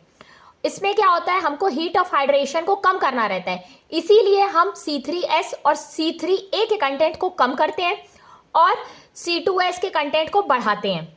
जैसे कि देखिए, जो हीट ऑफ हाइड्रेशन होती है वो C3S और C3A की वजह से बढ़ती है और C4AF और C2S की वजह से हीट ऑफ हाइड्रेशन कम होती है। इसीलिए हमको क्या करना है, इसमें हीट ऑफ हाइड्रेशन को कम करना है।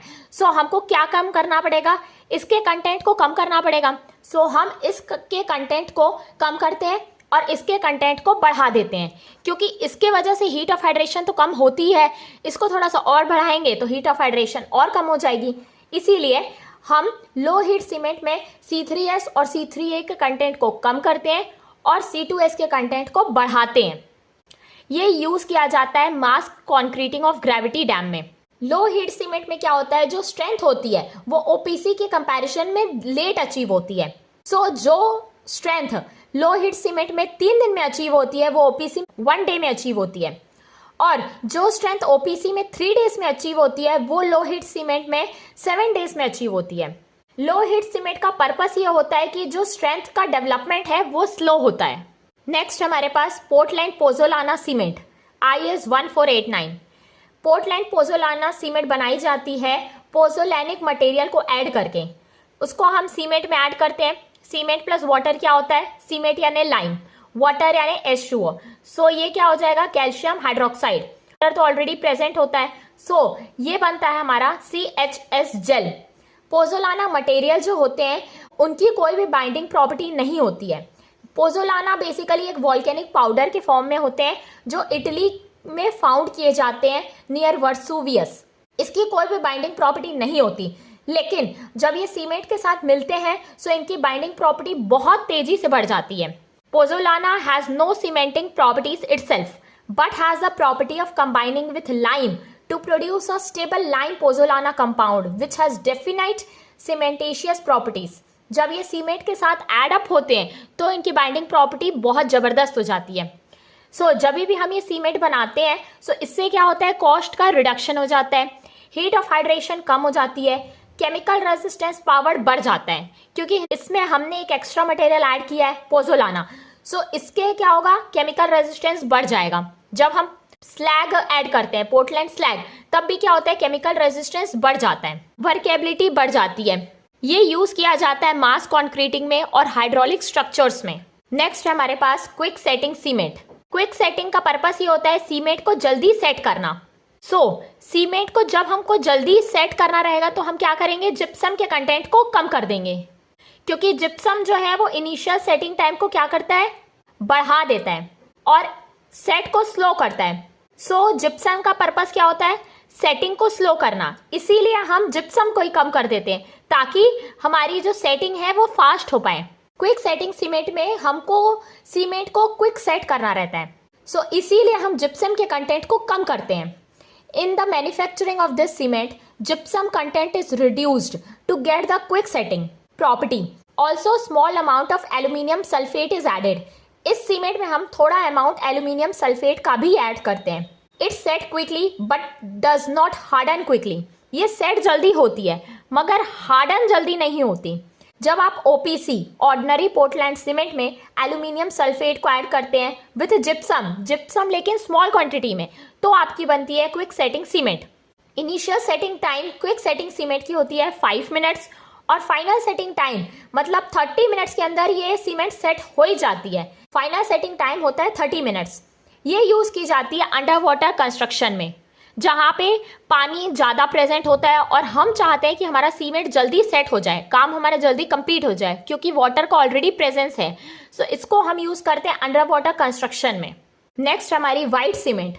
वाइट सीमेंट बनाई जाती है वाइट चॉक और क्ले से, और उस टाइप के क्ले से जो आयरन ऑक्साइड से फ्री होते हैं। Iron oxide greenish grey colour देता है सीमेंट को, इसीलिए हम वो क्ले को यूज करते हैं जिसमें आयरन ऑक्साइड नहीं हो, ताकि जो हमारा सीमेंट है वो व्हाइट कलर का बन पाए। ग्रेइश कलर जो होता है सीमेंट का वो आयरन ऑक्साइड की वजह से होता है।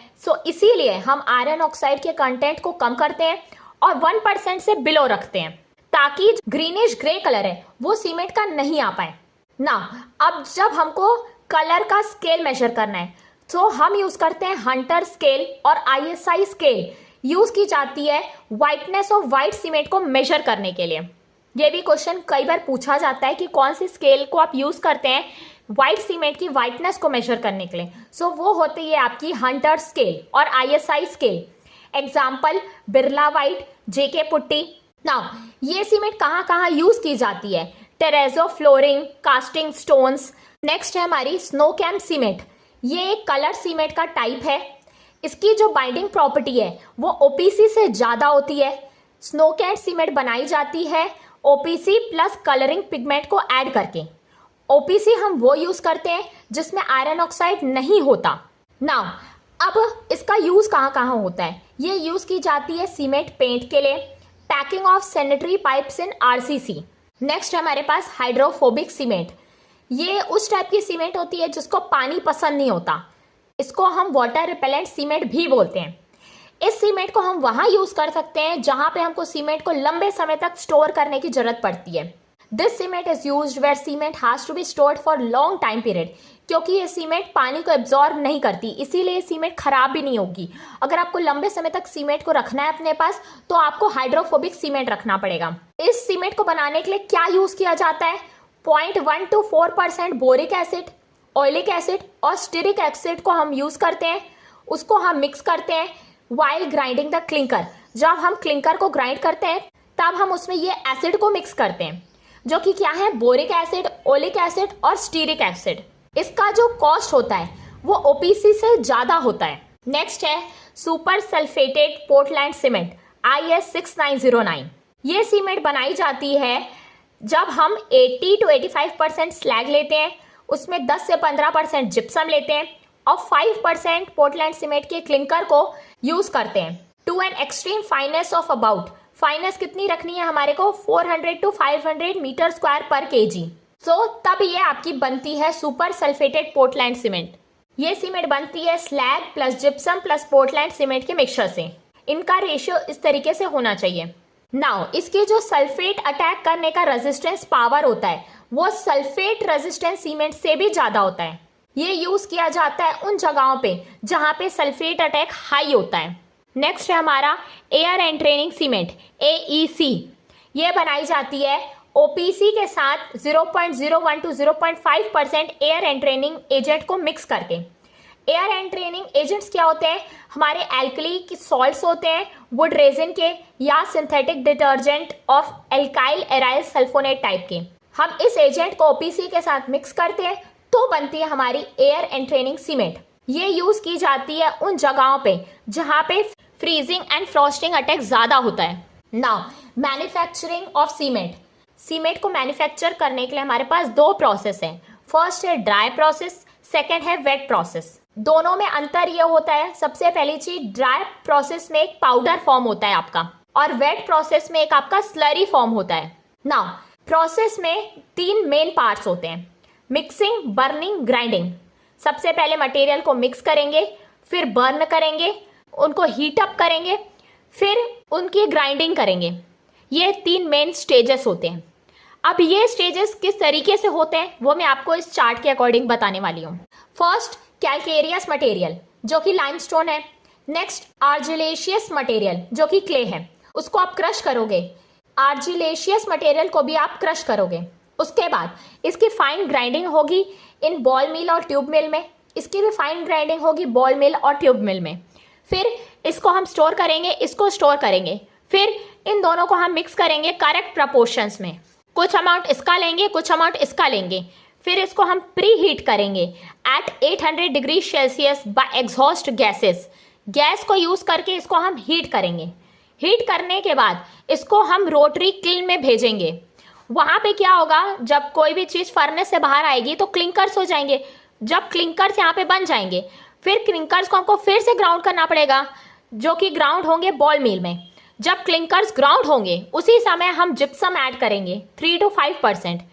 फिर उसके बाद फाइनली इसको पैकिंग प्लांट में भेजा जाएगा जहाँ पे ये 50 kg की बोरी बनेगी, या आप 35 लीटर भी बोल सकते हैं। यहाँ पे हमने कहीं भी वाटर का एडिशन नहीं किया है, इसीलिए ये जो प्रोसेस है वो टोटल एक ड्राई प्रोसेस है। यहाँ पे जो क्रश करने के बाद मटेरियल फॉर्म होता है वो पाउडर के फॉर्म में होता है ड्राई प्रोसेस में। नेक्स्ट हमारे पास वेट प्रोसेस। वेट प्रोसेस में जब हम सीमेंट की मैन्युफैक्चरिंग करते हैं तो जो मटेरियल हमारे पास ऑब्टेन होता है वो गीला होता है, स्लरी के फॉर्म में होता है, वेट स्लरी होता है वेट प्रोसेस में। नाउ प्रोसेस क्या है? वही सेम, मिक्सिंग, बर्निंग, ग्राइंडिंग। सबसे पहले मिक्स करेंगे, फिर बर्न करेंगे, फिर ग्राइंड करेंगे। नाउ अब ये फ्लो चार्ट से मैं डिटेल में बता देती हूँ कैसे होता है। First calcareous material, second argillaceous material. Calcareous material आपके लाइमस्टोन और मार्ल हो गए, आर्जिलेशियस मटेरियल आपके क्ले और शेल हो गए। इसको आपको क्रश करना है, इसको भी क्रश करना है। फिर क्रश करने के बाद इसको हम वॉश मिल में भेजेंगे, इसको हम ग्राइंडिंग करने के लिए ट्यूब बॉल मिल में भेजेंगे। फिर इसको हम स्टोर करेंगे, फिर इसको हम यहाँ पे स्टोर करेंगे। यहाँ दोनों से जो प्रोडक्ट आएगा उसको हम मिक्स करेंगे, mixing in correct proportion. Correct proportion में हम दोनों को मिक्स करेंगे, कैल्केरियस मटेरियल और आर्जिलेशियस मटेरियल को। नाउ एक स्लरी का फॉर्मेशन होगा because of the presence of water. यहाँ पे हमने वॉशिंग की है पानी की प्रेजेंस में, तो स्लरी फॉर्म होती है, सो स्लरी फॉर्म होगी। उसके बाद हम इसको रोटरी क्लिन में भेजेंगे, जहाँ पे फिर से क्लिंकर्स का फॉर्मेशन हो जाएगा। फिर क्लिंकर को हम जब ग्राइंड करेंगे ट्यूब मिल में, उसी समय हम थोड़ा सा जिप्सम ऐड कर देंगे।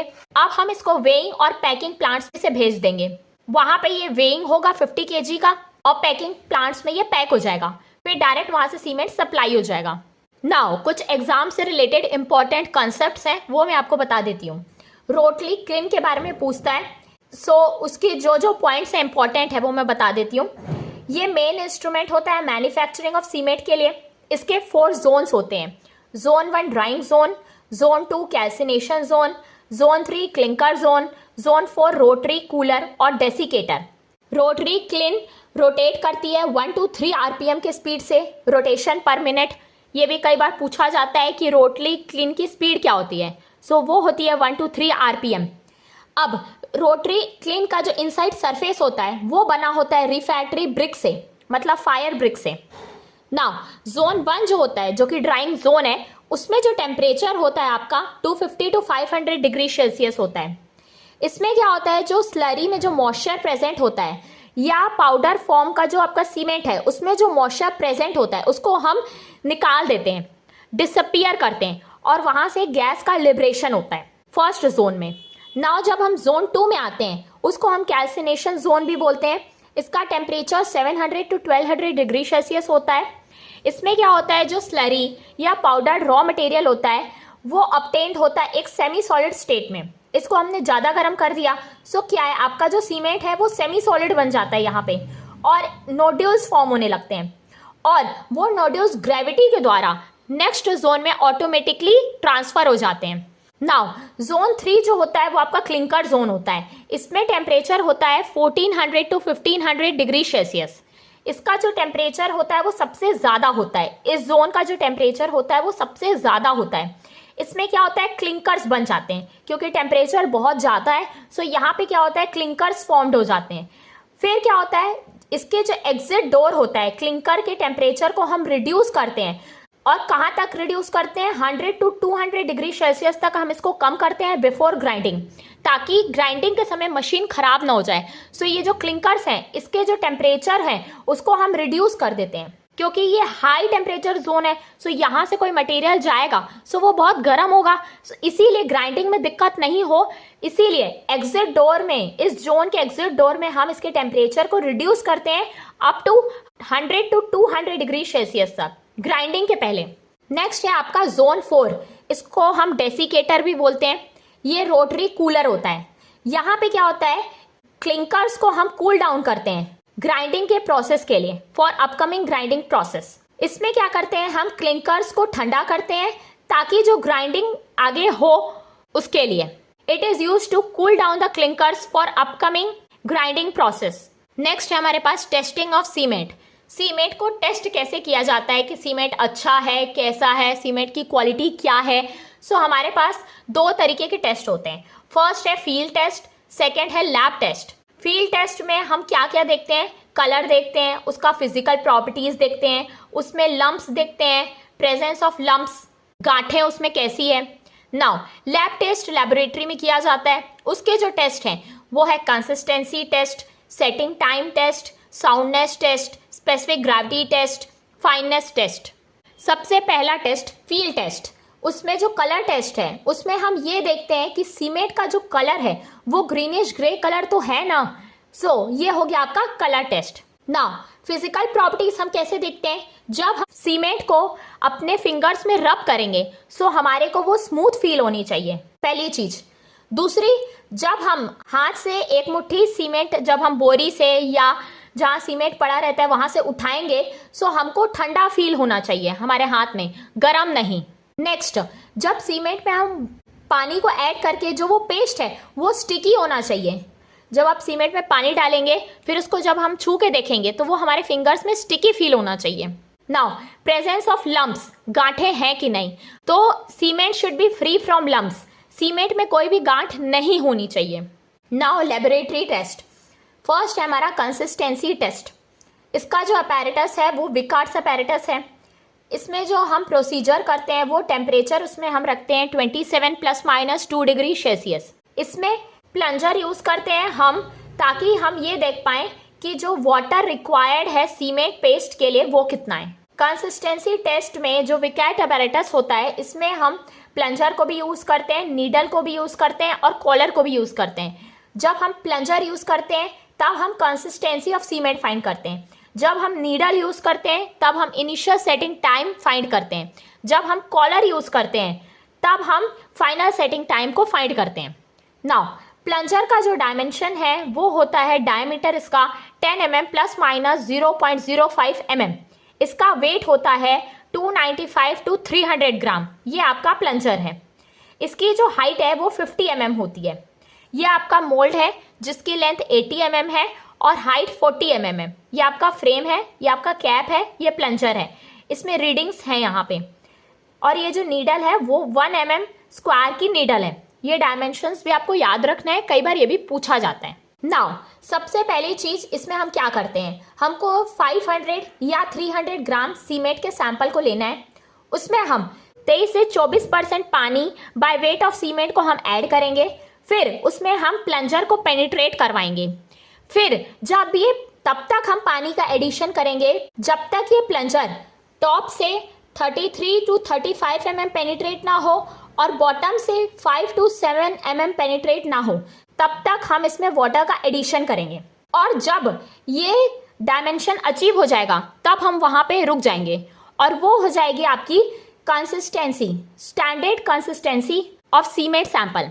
जब प्लंजर टॉप से 33 to 35 mm पेनिट्रेट करेगा और बॉटम से 5 to 7 mm पेनिट्रेट करेगा, वो होगी आपकी consistency of cement. Now, Vicat apparatus को हम इनिशियल सेटिंग टाइम और फाइनल सेटिंग टाइम को भी फाइंड करने के लिए यूज करते हैं। नेक्स्ट है हमारा setting time test. Initial setting time, वही सेम अपैरेटस हमको यूज करना है, विकैट अपैरेटस। ये वो समय होता है जब सीमेंट अपनी प्लास्टिसिटी को लूज करना स्टार्ट होने लगता है। मीन्स इस समय के बाद सीमेंट हार्ड होने लगेगा, अपनी वो प्लास्टिसिटी को खो के वो हार्ड हो जाएगा। जिस समय के बाद सीमेंट अपनी प्लास्टिसिटी को खो के हार्ड होने लगेगा उस समय को बोलते हैं इनिशियल सेटिंग टाइम। मीन्स जितने समय तक आप सीमेंट को यूज कर सकते हैं। Next, quantity of water required. इसमें पानी की कितनी जरूरत पड़ती है, वो है 0.85 into water required for standard consistency, 0.85 times of P. इसमें जो पानी हम यूज करते हैं वो 0.85 times of water required for standard consistency को यूज करते हैं। नाउ, इसमें जो इनिशियल सेटिंग टाइम है, जो मेन रोल है वो नीडल का होता है। सो नीडल के डायमेंशंस क्या क्या होते हैं। डायमीटर ऑफ नीडल होता है 1 mm, एरिया होता है 1 mm स्क्वायर, वेट होता है नीडल का 100 ग्राम और इनिशियल सेटिंग टाइम ओपीसी की 30 मिनट से कम नहीं होनी चाहिए। मीन्स 30 मिनट्स तक वो सीमेंट हार्ड नहीं हो, क्योंकि हमको सीमेंट को यूज करना रहता है, इसीलिए उसकी इनिशियल सेटिंग टाइम 30 मिनट्स तक तो होनी ही चाहिए। नेक्स्ट है final setting time. Final setting time वो टाइम होता है जब सीमेंट अपनी पूरी प्लास्टिसिटी प्रॉपर्टी को खो देता है। मीन्स सीमेंट हार्ड हो गया रहता है। हार्ड हो गया मतलब जो उसमें पेनिट्रेशन है वो नहीं हो पाएगा। सो यहाँ पे हम कॉलर यूज करते हैं। The needle with 5 mm diameter annular collar is attached in place of square 1 mm square needle. Needle की जगह हम एनुलर कॉलर यूज करते हैं for finding the final setting time.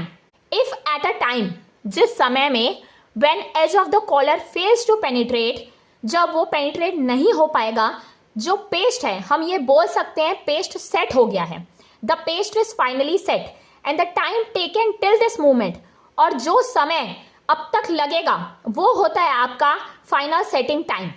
यहाँ पे जो आप टाइम मेजर करते हैं, इनिशियल सेटिंग टाइम और फाइनल सेटिंग टाइम, उसमें आप स्टॉप वॉच को यूज करते हैं, right.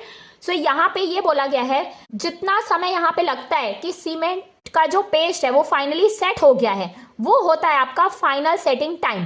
Final setting time OPC का 10 घंटे से ज्यादा नहीं होना चाहिए। FST of OPC should not be greater than 10 hours. Next हमारे पास साउंडनेस टेस्ट। साउंडनेस टेस्ट किया जाता है ताकि हम change in volume of cement को फाइंड कर सकें आफ्टर सेटिंग। जो सीमेंट में वॉल्यूम में चेंज आएगा सेटिंग के बाद, वो फाइंड करने के लिए हम साउंडनेस टेस्ट का यूज करते हैं।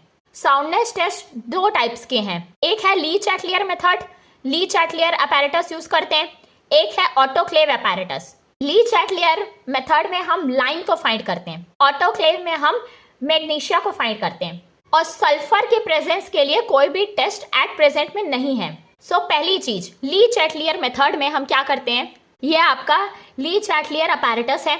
ये जो है मोल्ड है, 30 mm की हाइट है, 30 mm का डायमीटर है, और ये जो मोल्ड का ब्रास का जो थिकनेस है वो 0.5 mm है। नाउ इसका जो लेंथ है, मीन्स ये जो आपका इंडिकेटर है ली चैटलियर अपैरेटस में, इसका सेंटर से डिस्टेंस होता है 165 mm। ये टॉप और बॉटम में हम ग्लास प्लेट लगा देते हैं। तो देखो हम लोग इसमें करते क्या है, सबसे पहले हम मोल्ड को फिल करेंगे। ये आपका मोल्ड है, इसमें हम सीमेंट पेस्ट को डालेंगे, उसको हम बॉइलिंग वाटर में डाल देंगे, उसके बाद उसको हम 3 घंटे के लिए रख देंगे। 3 घंटे में रखने के बाद फिर हम देखेंगे कि ये जो लेंथ है इनके बीच में डिफरेंस कितना आया है, ये इंडिकेटर्स के बीच में कितना डिफरेंस आया है। फिर नेक्स्ट हम क्या करेंगे, हम सीमेंट को मोल्ड में पुट करेंगे, फिर उसको हम रूम टेम्परेचर पे डालेंगे, फिर उसको 24 आवर्स तक रहने देंगे। फिर उसके बाद हम फिर से इन दोनों के डिफरेंस मेजर करेंगे, इंडिकेटर्स के बीच डिफरेंस कितना आएगा। नाउ जो पहली बार में जो डिफरेंस आएगा और जो दूसरी बार में जो डिफरेंस आएगा, जब हम बॉइलिंग वाटर में रखेंगे 3 आवर्स के लिए, नेक्स्ट हम रूम टेम्परेचर में रखेंगे 24 आवर्स के लिए, फिर उसमें जो दोनों वैल्यूज आएगी उनका हम डिफरेंस लेंगे, वो आपका रिप्रेजेंट करेगा साउंडनेस ऑफ सीमेंट। नाउ इसमें क्या होता है, जो हम वाटर यूज करते हैं पेस्ट बनाने के लिए सीमेंट का, वो होता है 0.78 times of P. Water required for soundness test होता है 0.78 टाइम्स ऑफ पी। नाउ कुछ इंपॉर्टेंट पॉइंट्स आप देख लीजिए। ली चैटलियर मेथड जो है वो यूज किया जाता है फ्री लाइम के लिए ही। मैग्नीशिया के लिए हम ऑटोक्लेव टेस्ट यूज करते हैं।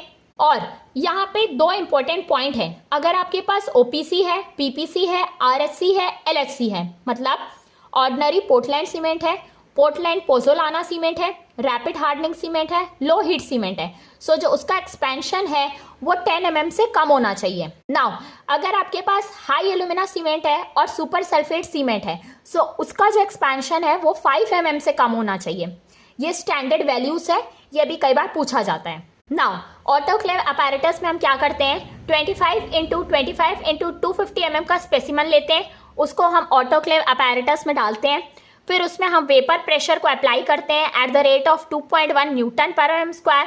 फिर इसको हम 3 आवर्स तक छोड़ देते हैं, फिर उसके बाद हम एक्सपेंशन चेक करते हैं अपैरेटस आर्म के लिए। नाउ इसमें जो मेन इंपॉर्टेंट पॉइंट है, जो एक्सपेंशन है वो 0.8% से ज्यादा नहीं होना चाहिए। ऑटोक्लेव मैग्नीशिया के लिए यूज किया जाता है, राइट। नेक्स्ट है हमारे पास स्पेसिफिक ग्रेविटी टेस्ट। इसमें जो हम अपैरेटस यूज करते हैं वो है आपका ली चैटलियर फ्लास्क। ये वर्क करता है आर्किमिडीज प्रिंसिपल पे। ना स्पेसिफिक ग्रेविटी का हमको फॉर्मूला पता है, क्या होता है, density of cement paste by density of standard liquid. ये स्पेसिफिक ग्रेविटी जब भी हमको निकालना रहता है तो हम कोई भी स्टैंडर्ड लिक्विड को यूज करके ही फाइंड करते हैं। ना स्टैंडर्ड लिक्विड क्या यूज करते हैं हम यहाँ पे, केरोसिन और नेफ्था। ना स्पेसिफिक ग्रेविटी ओपीसी की होती है 3.15, कभी कभार 3.14 भी लिखा रहता है एग्जाम पे, तो दोनों करेक्ट आंसर है। नेक्स्ट है हमारे पास फाइननेस टेस्ट। फाइननेस टेस्ट में हम ये देखते हैं कि हमारा सीमेंट कितना बारीक है, उसके ग्रेन साइज कैसी है। Degree of fineness of cement is the measure of the mean size of the grains in it. उनके साइज, ग्रेन्स का साइज कितना है। हमारे पास 3 मेथड्स हैं फाइननेस ऑफ सीमेंट को फाइंड करने के लिए। फर्स्ट है यूजिंग सीव मेथड। यहाँ पे हम यूज करते हैं 90 माइक्रोन 9 नंबर की सीव को। नेक्स्ट है हमारे पास एयर परमेबिलिटी मेथड। यहाँ पे जो मेथड है वो है Nurse and Blaine method. Sedimentation method, यहाँ पे जो मेथड है वो है वेंगर टर्बिडिटी मेथड। और इम्पॉर्टेंट पॉइंट यहाँ पे देखिए, जो सीव मेथड है उसमें हम ग्रेन साइज को फाइंड करते हैं और एयर परमेबिलिटी और सेडिमेंटेशन मेथड में हम सरफेस एरिया को फाइंड करते हैं, क्योंकि सरफेस एरिया से जो फाइननेस है वो ज़्यादा अच्छे से निकल आएगी as compare to the grain size. Now first sieve method. Sieve method में हम क्या करते हैं, 100 के सीमेंट सैंपल को हम लेते हैं, उसको हम डालते हैं 90 माइक्रोन की सीव के ऊपर, और mm में बोलोगे तो 1000 से आप इसको डिवाइड कर दो, ये हो जाएगा आपका 0.09 mm। उसमें हम 100 ग्राम सीमेंट को डालते हैं, फिर उसको हम शेक करते हैं 15 मिनट तक। वो जो छन्नी होती है उसमें सीमेंट डालने के बाद उसको शेक करेंगे 15 मिनट्स तक। फिर जो सीमेंट बच जाएगी वो होगी आपकी fineness of cement, weight of residue left on the सीव, ये आपकी फाइननेस को देगी।